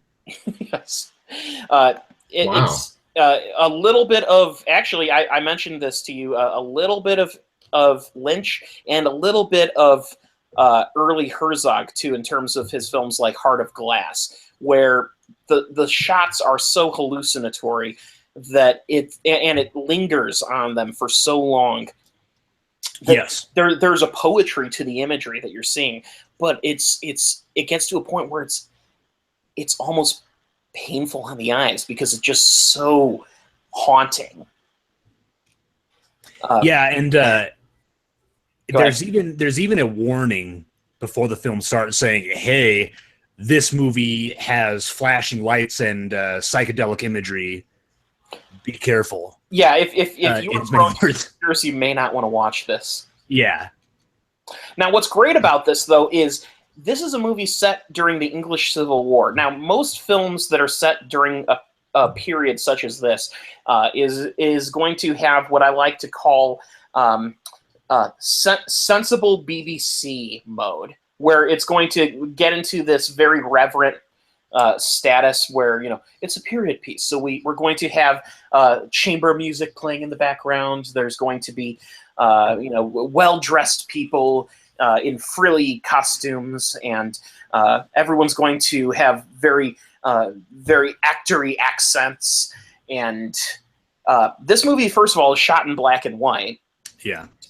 Second, the costuming, while it is period accurate, these are not your typical period costumes. These are dingy people who live and die in the dirt. These are the common clay. We're not dealing with high class people in this film, and that's what's fascinating about it. In fact, the most well dressed person in this, the alchemist, still is nothing that you would see in your made for TV BBC production of A Tale of Two Cities or something like that. Mm-hmm. Also, it's a genuinely horrifying movie. Horrifying, and yet, when I saw it this week, I was watching it for the second time. I found it so funny. It's a funny movie. Watch. Absolutely. There's humor in it, and it's humor while being horrifying. The mixture of it is truly unsettling. And I don't want to spoil what was most horrifying for me. You know what it is, Ken, but to say what it is would and I know we're all about spoilers on this podcast, but Bill, you have to see this scene. Even if I described in great detail what happens, you would not be prepared for it. But I'm not at all. And going into it fresh is going to be such a fantastic experience for that one scene. But man, I saw it happen, and I could not watch that scene all the way through. I had to look away and listen to it instead, because it made me really, really uncomfortable. And one thing I have to say about the photography in this movie is the black and white photography was a great choice. Yes. It really, unlike, say, I made an argument a few years ago that I don't understand why Nebraska was shot in black and white other than to be artsy, because the cinematography didn't really take advantage of a black and white landscape. It clearly felt like it was shot for color, and then they decided sometime in post-production, you know what, let's make this black and white. Right. Now, I know that this movie, I'm pretty sure this was shot digitally, but it was shot with black and white in mind from beginning to end. But that was actually not Ben Wheatley's original vision. That's the thing. It feels like it was. Yeah, his DP was like, "Hey, why don't we do it in black and white?" for reasons that I can't remember off the top of my head, and he was like, "Wow, fucking yeah, that's a good idea." Yeah, well, it's according to this, he and the cinematographer made a decision to film in black and white after watching. It says here some art house films from the 60s and 70s. They experimented with some camera tests and were trying to come up with a style that would fit it. And that's the thing. They wanted this movie. If this movie was done in color, I think it would have been disingenuous in terms of the hallucinatory aspects. The monochrome aspect of it really brings in your concentration to the characters, and it makes you think less about, oh yeah, this movie is gonna be trippy as hell, man. It makes you concentrate on story while being just fucked over by the beautiful camera work.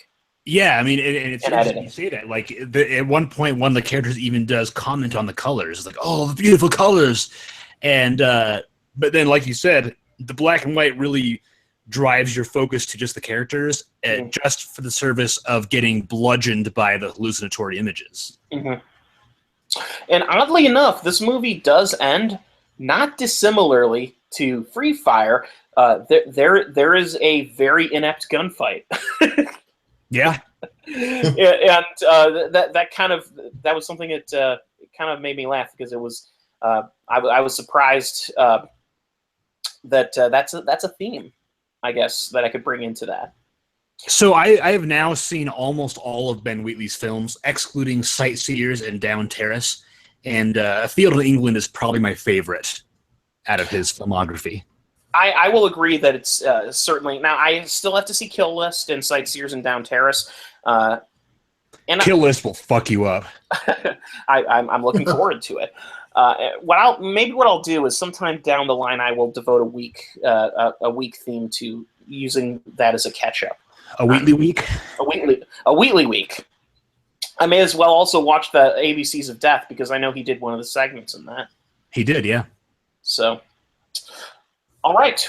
Now that we've covered A Field in England, we're going to cover a field in the world of a experimental German filmmaker. Ooh, this segue sucks. So tell us, you rewatched Antichrist this week, Bill. Yeah, I rewatched it last night, and I believe, is he German, or I always thought he was Dutch? Oh yeah, you know what? You're right. Sorry. You know what? He claims he's a lot like a Nazi. He'll make those references every once in a while, but you know what he is? I wouldn't. He's Pennsylvania Dutch, which is an Americanization to describe Germans. So. Oh, okay, all right. So I saw Antichrist, like, I don't know when it came out originally. Mm-hmm. That's typically when you see a movie, right? When it comes out. Yeah. Right. I saw it when it first came out, and this was the first entry into Von Trier's proposed Depression trilogy, mm-hmm. which was going to also include Melancholia and then eventually Nymphomaniac, Volume 1 and 2. These movies share the common theme of anxiety, depression, therapy. Masochism, yeah. But those masochistic themes come into play when the anxieties and the depressions are manifested physically and literally. Mm-hmm. You know, like there are moments where they're just going by rudimentary exposure therapy in Antichrist, but then when the movie really gets going and really gets horrific and scary is when it starts becoming real. Beggars, the animals, you see the nature is attacking them, not like The Happening, but nature is a force in this movie, and they start mutilating each other and everything, so it was something I always wanted to go back to, the movie, and because it had been a while since I last saw it, and I only recently finished Volume 1 of Nymphomaniac. I know what happens in Volume 2, but I still want to experience it just to kind of, wrap it all around. I'd say Melancholia is probably the better of the trilogy, of films in the trilogy, but Antichrist is right up there with some of the best panic horror type movies I've ever seen. What I mean by that is movies where the characters are or one of the characters anyway, is just so overexposed to the elements that their senses are totally off the grid, and they just lose it, So it induces those very feelings in the audience too, through various means, whether it's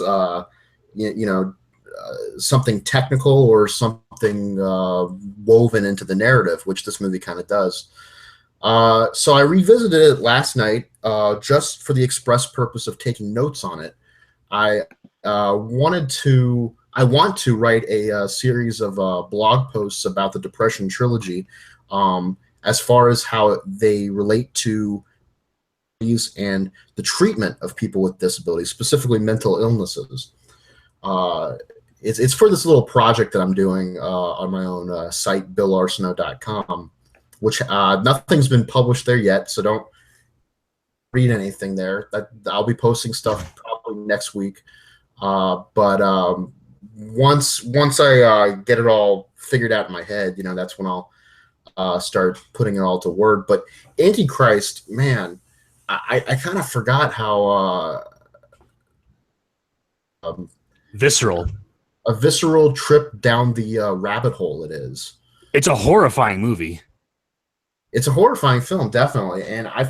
But there were a lot of things that I noticed this time around that I didn't. I think before I was more caught up in the my general feelings of the horror that I kind of missed out on a couple of details. Totally forgot that she cuts off her clitoris. And when that happened, I was like, "Oh, right, she did that," and it came off like a sliver of skin. And I was like, "Ooh." I want to briefly jump in and kind of point out the fact that there are a couple of really exceptional gore moments in this movie, like cutting off a clitoris, and then another one which Ken, you've probably heard of, but they never feel gratuitous in a way that torture porn would be. Yes, that's true. They feel very organically woven into the emotional tapestry of this movie. Yeah, it feels like a natural progression. Like this was inevitable. This was going to happen, and these characters were totally capable of it. It doesn't feel like it was happening for the sake of let's just do it. Let's just have gore in this movie for no reason. Mm-hmm. It felt and purposeful, specifically, because there's the whole relationship between sex and pain in the film. Sure. The movie kicks off with a sex scene, and their baby dies during that sex scene. So right there, the movie's connecting you with sex and death. You also get a shot of Willem Dafoe's balls swinging in slow motion. Well, I don't think those were really his balls, but we do see his ass a whole lot. There's a pair of balls, so. Yeah, I don't think they were his. I think that was like an actor. Like there were some ones. It is still a pair of balls. Yes. I mean, are you saying that Willem Dafoe is not hung? Did they have stunt balls for that scene? No, I think he really did use models for that sequence to act out a sex scene. I mean, it's like I always laugh at that scene because, and I know it shouldn't because the scene is so somber, but they're in the shower and he thrusts into her. And this is an extreme slow motion. And then with the momentum, his balls just I don't know why I remember this in such detail, but his balls kind of just swing backwards with the momentum of thrusting into her. That you've watched it in slow motion over and over again. Yeah, like if it was on VHS, that would be the part of the tape where it starts getting worn out. Clearly because you've rewound and back and forth, that kind of thing. No, I saw this. I've seen this movie 2 or 3 times. Once was in my film class, and then the second time was in a theatrical screening at my college at the time. Okay. And it wasn't a date, but I went with a girl in my class, like, let's go see it. And then she didn't know what she was getting herself into. I did. But at the end, she was like, wow, fuck that. And fuck you for bringing me. No, she I did tell her, I was like, hey, by the way, this movie's fucked up and it's a really good movie, but you don't want to watch it. And I'm not recommending it, but watch it, but don't watch it. Yeah. So, I think you said about the Greasy Strangler, for instance. Didn't you say that this is like a movie that you are being very careful about who you recommend it to? Yes, Antichrist is a movie that I recommend to no one. Okay. But I still do recommend it. I say you should watch this movie, but I didn't recommend it to you. That's the thing, though. This movie, while it has some gore moments, while it has some body horror with regards to sex acts, and it has some imagery that is truly haunting, it makes use of so little to bring out so much. There's only 2 main actors, Dafoe and Gainsbourg. In fact, they're really the only 2 characters in the whole movie. And they don't even have names. and they don't even have names. And for the majority of the film, they're out in a cabin in the woods called Eden. And the movie is mostly just about, it's mostly like atmospheric. Imagery brings out this feeling, and that feeling is also fueled by the, like I said just a second ago, the atmosphere of the film. Very tense, very somber at times, very intense, very, very kind of scary, but maybe a little comforting at times in a weird, dark way, but still very scary. It does so much with all these like little components that can quite equal a movie like on an epic scale, like for example, Salò or the 120 Days of Sodom. It's like you can't quite compare it to something that's that big and boisterous in terms of fucked upness. This movie's still fucked up. It packs a huge punch, but it's more like the fight in the dog versus the size of the dog in the fight. Mm-hmm. You know what I mean? Like this movie's kind of a small scale, but it's got a huge punch. Mm-hmm. Yeah. One of my favorite moments, speaking of huge punch, and I don't want to spoil this entirely because the shock of what the scene is. Oh, I know what you're talking about. Yeah. Chaos reigns. Oh, that scene? Yeah. Oh, I thought you meant where she takes a block of wood and crushes his testicles. No, I mean that one's shocking, but I think that was one of the that's more of like, whoa, gross. But no, the chaos reigns part was the most unsettling to me. Oh yeah, because at first he doesn't know what he's looking at, and he thinks it's like a dead fox, and then the fox jumps up, and is like, rah, and then not only that, but it's like I guess chaos reigns. I guess we spoiled it now, but the fox is disemboweling itself. Yes. The fact that each animal that comes upon him is doing something, or something is happening to it. The crow is dying or something. Or the deer has its stillborn hanging out of it. Child, hanging out of it, yeah. And which I guess relates to the death of their child in some ways, and of course, yeah, totally, is eating itself. So there's and then earlier or later in the film, depending on how you look at it, I guess, she says that Church of Satan. And women are evil or something, or inherently, that was she was being critical of this notion that women are evil and deserve death. And slowly, in her madness, she ends up kind of accepting that notion. Is what Defoe figures out, and he's like, that's where her, problems lie, is in this thesis she was writing, and then of course all hell rains down after that. Right. So the movie has a lot to say, but it's not so much saying it in terms of like universal acceptance. It's more like the director is expressing his own feelings of nightmarishness through these characters and through the things they're doing. You get the really heavy sense that both the characters, and including the animals, are kind of avatars for Von Trier and his greatest worries, whatever they may be. Not to mention that during the filming of Antichrist, the rest of the cast and crew would have to basically break down the door to his trailer to get him out to work every day because he was so depressed he couldn't even get out of bed. Yeah, there you go, exactly. Which is perfect fuel for a movie like this, I think. Totally. He's able to nail what it's like to go through exposure therapy, to go through, panic attacks. And then, of course, in Melancholia, it's more like depression.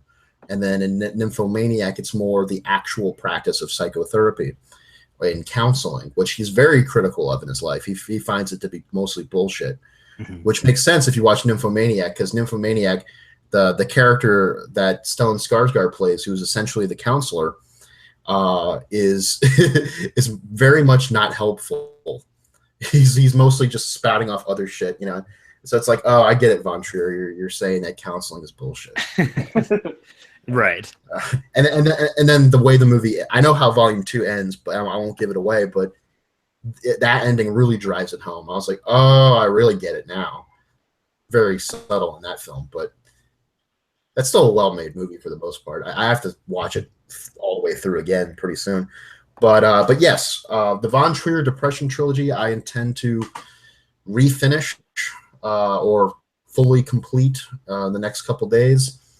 I don't is available for streaming. I think it is, but you have to pay for it.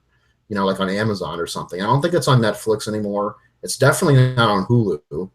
I couldn't find it playing on either of those places. It might be on Shudder somewhere. I'm not sure, but I don't have Shudder. So I'm gonna have to hunt it down, maybe even rent it, which is fine with me. It's a great film, and revisit it. But Antichrist is definitely a movie that sticks with you. Yes. In a very scary kind of way. You know, it just hangs over you like a cloud, and that, you know, like when it's about to rain, it hasn't rained yet, but it's about to rain, and you start getting a headache. It's like that. Mm-hmm. It's headache inducing. Well, you've definitely sold me on finally seeking these movies out. I really have been remiss of. I need to get into some. I would say Melancholia, while it's probably got the better performances of the three, each one has great performances, but Melancholia is the one that I feel is probably the most most friendly, if that's a good way of putting it. Easily accessible.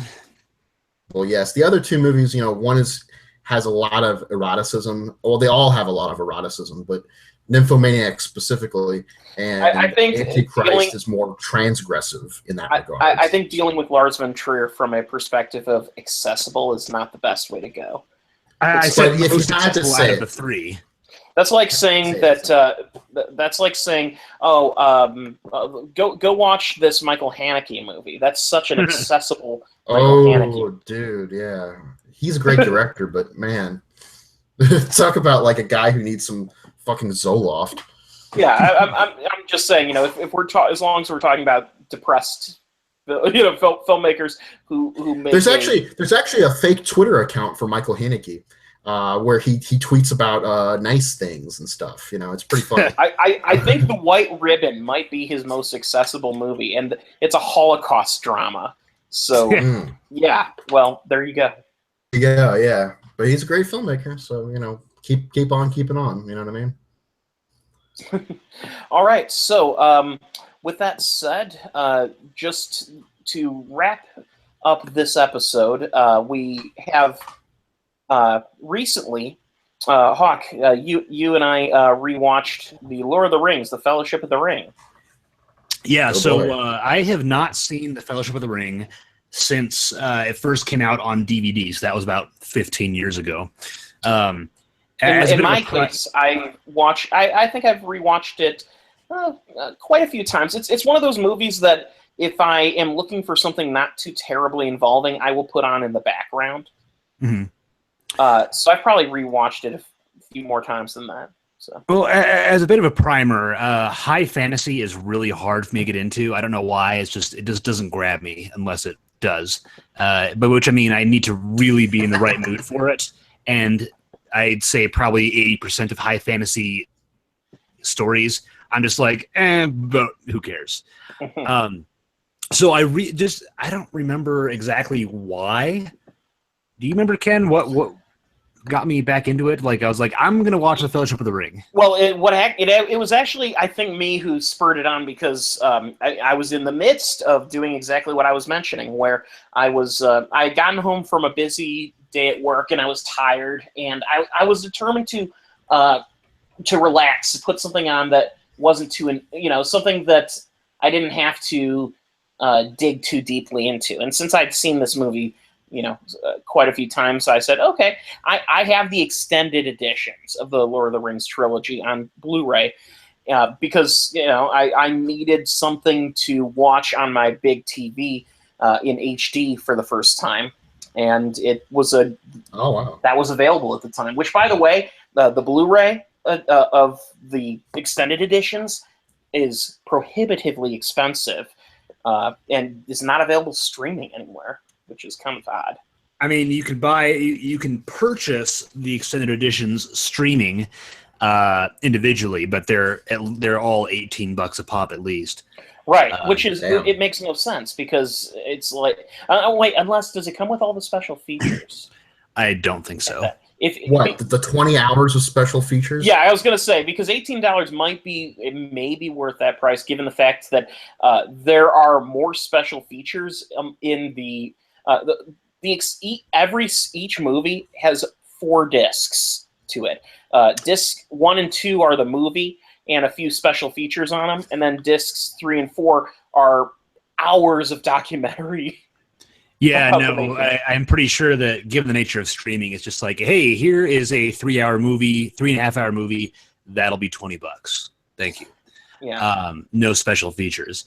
So, I rewatched The Fellowship of the Ring, just the standard, just the regular short 3-hour version. And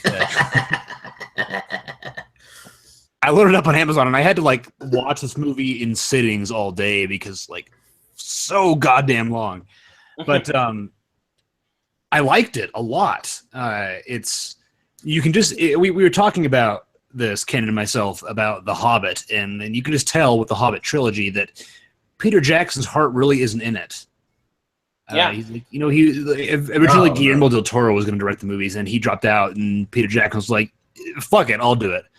And then you go from beautiful organic filmmaking in New Zealand and every suit of armor having its own hand-woven style and its own specific backstory and lore to The Hobbit being like green screens for everyone. And even Ian McKellen was like, yeah, it was heartbreaking to film on an entirely green screen set. Like there was nothing there. I couldn't see it. Yeah. Versus in as much as a lot was said about the CGI utilized within the Lord of the Rings films, it's whenever possible they use practical effects. The CGI has aged well, also. Yeah, I mean it's not perfect. There are certainly scenes showing to it, but not so much that I think it will ever look bad. It's sort of like the way with Jurassic Park. The dinosaurs don't look perfect these days. The detail isn't, particularly defined. There's a lot more detail that goes into it these days. But it also doesn't look bad. You can watch it and say, yeah, those are convincingly dinosaurs. Well, I mean, even most of the CGI shots in Lord of the Rings, it was like, yeah, of course they didn't hire 500,000 actors to play soldiers in this battle scene. The shot of zooming through the mines underneath Saruman's castle, obviously that's CGI. But, then you have this beautiful forced perspective shots where, they kind of convince you that Frodo is a third of the size of Gandalf. And, actually, there's more technical brilliance in that one of those opening scenes in which Frodo and Gandalf are riding on the same cart right next to each other. There's more technical brilliance in the trick photography that scene shows than that entire CG opening battle sequence, because they figured out exactly how to. They had to design a special cart. Yep. Such that it looked like the two were sitting next to each other, even though Elijah Wood was way back.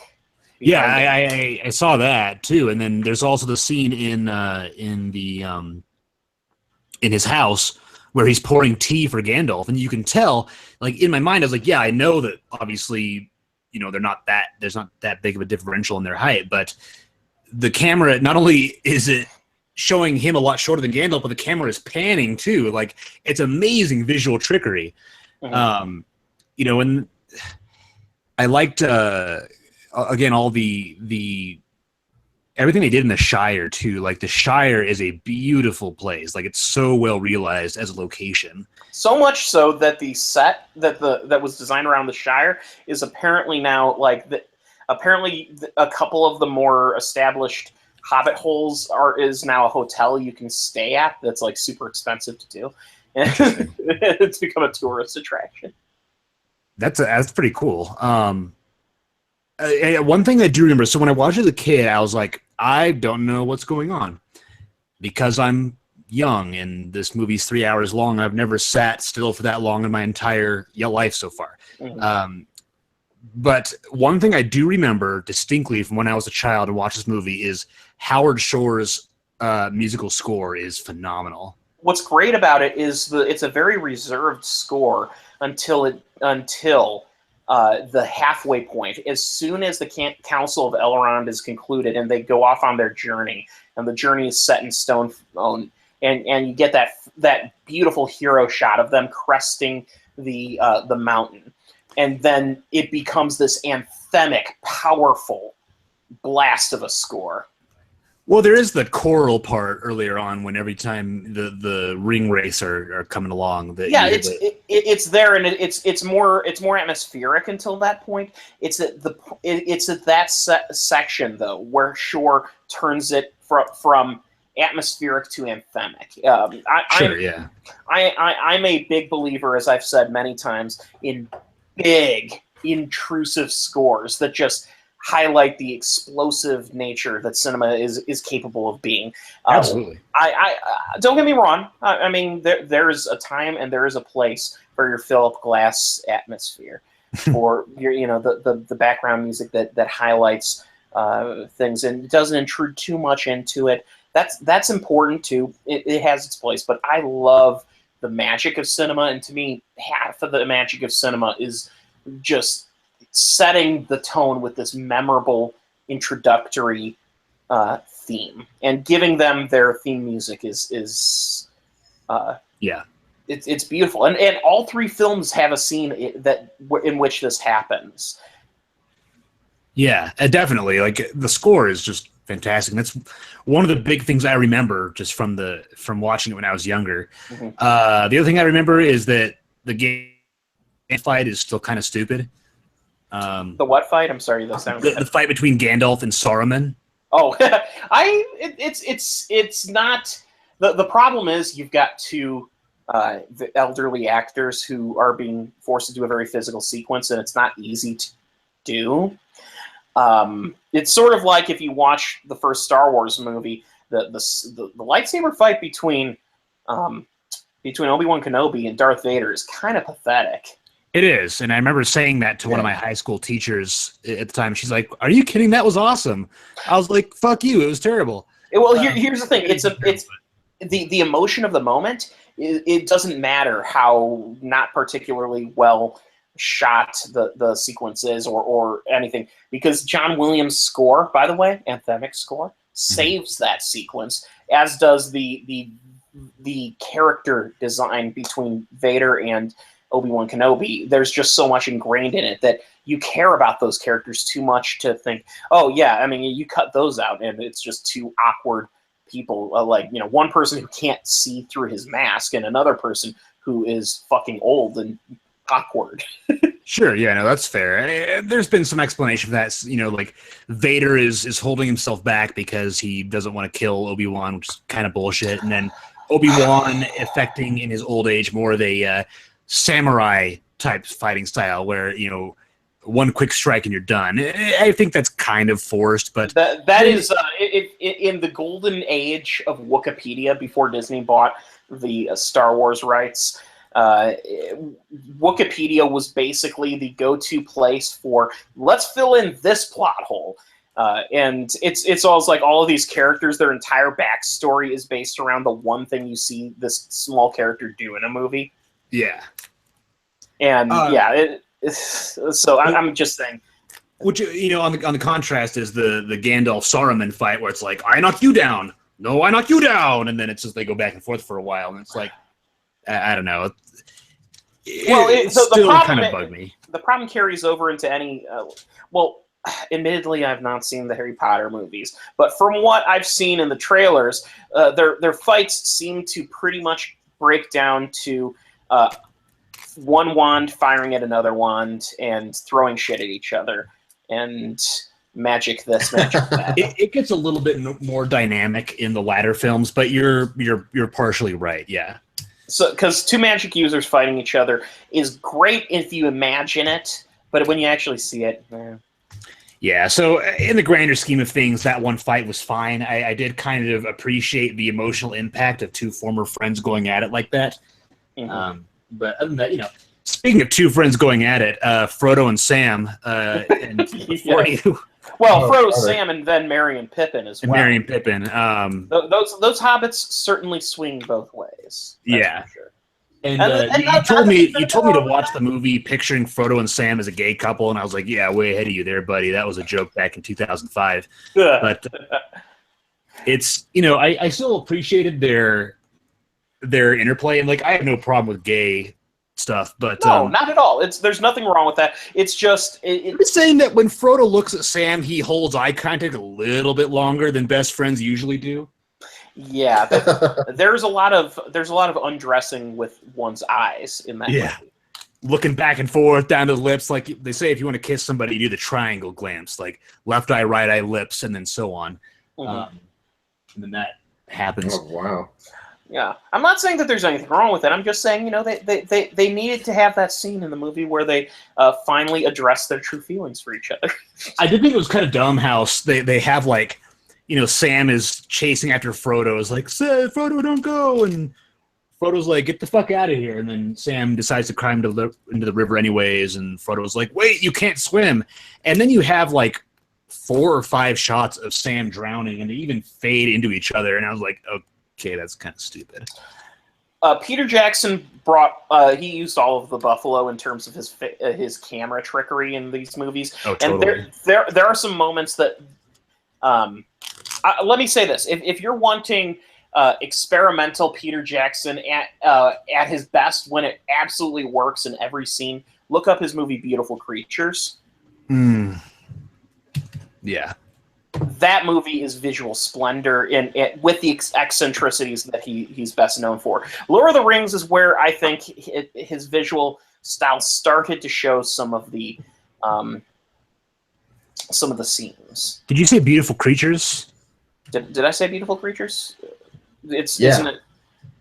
Am I thinking of something? You're thinking of Heavenly Creatures, I think. Heavenly Creatures, yeah. Okay, the reason I made a noise when you said that, because I was thinking of... I said Beautiful Creatures, holy shit, yeah, you're right. I was thinking of the young adult witch movie directed by Richard, whatever it was. Like, yeah, that shitty one with fucking people that nobody...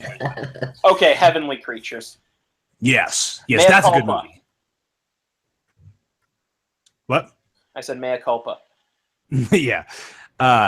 But no, given the level of craftsmanship put into the Fellowship of the Ring and the amount of love put into all the characters and the settings and everything, I mean, it truly is a remarkable film. And I found myself really appreciating it and loving it. So I'm really excited to dive into The Two Towers and Return of the King, neither of which I have seen all the way through.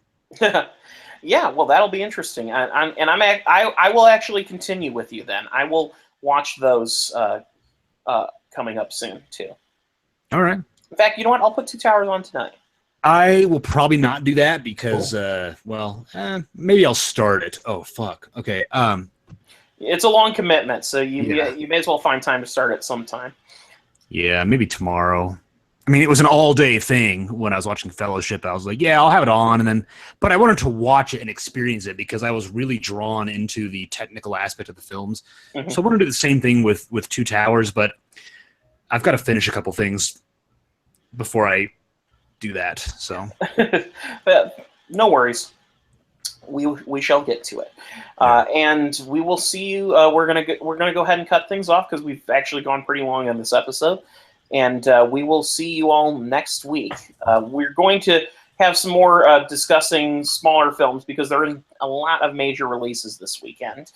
And one thing we'll be watching is The Devil's Candy. So that'll be interesting. Yes. Ooh, tasty, yeah. Yes, and everyone knows. If you have seen A Field in England, there's nothing more important than opening up and letting the devil in. Yes. Okay. It's a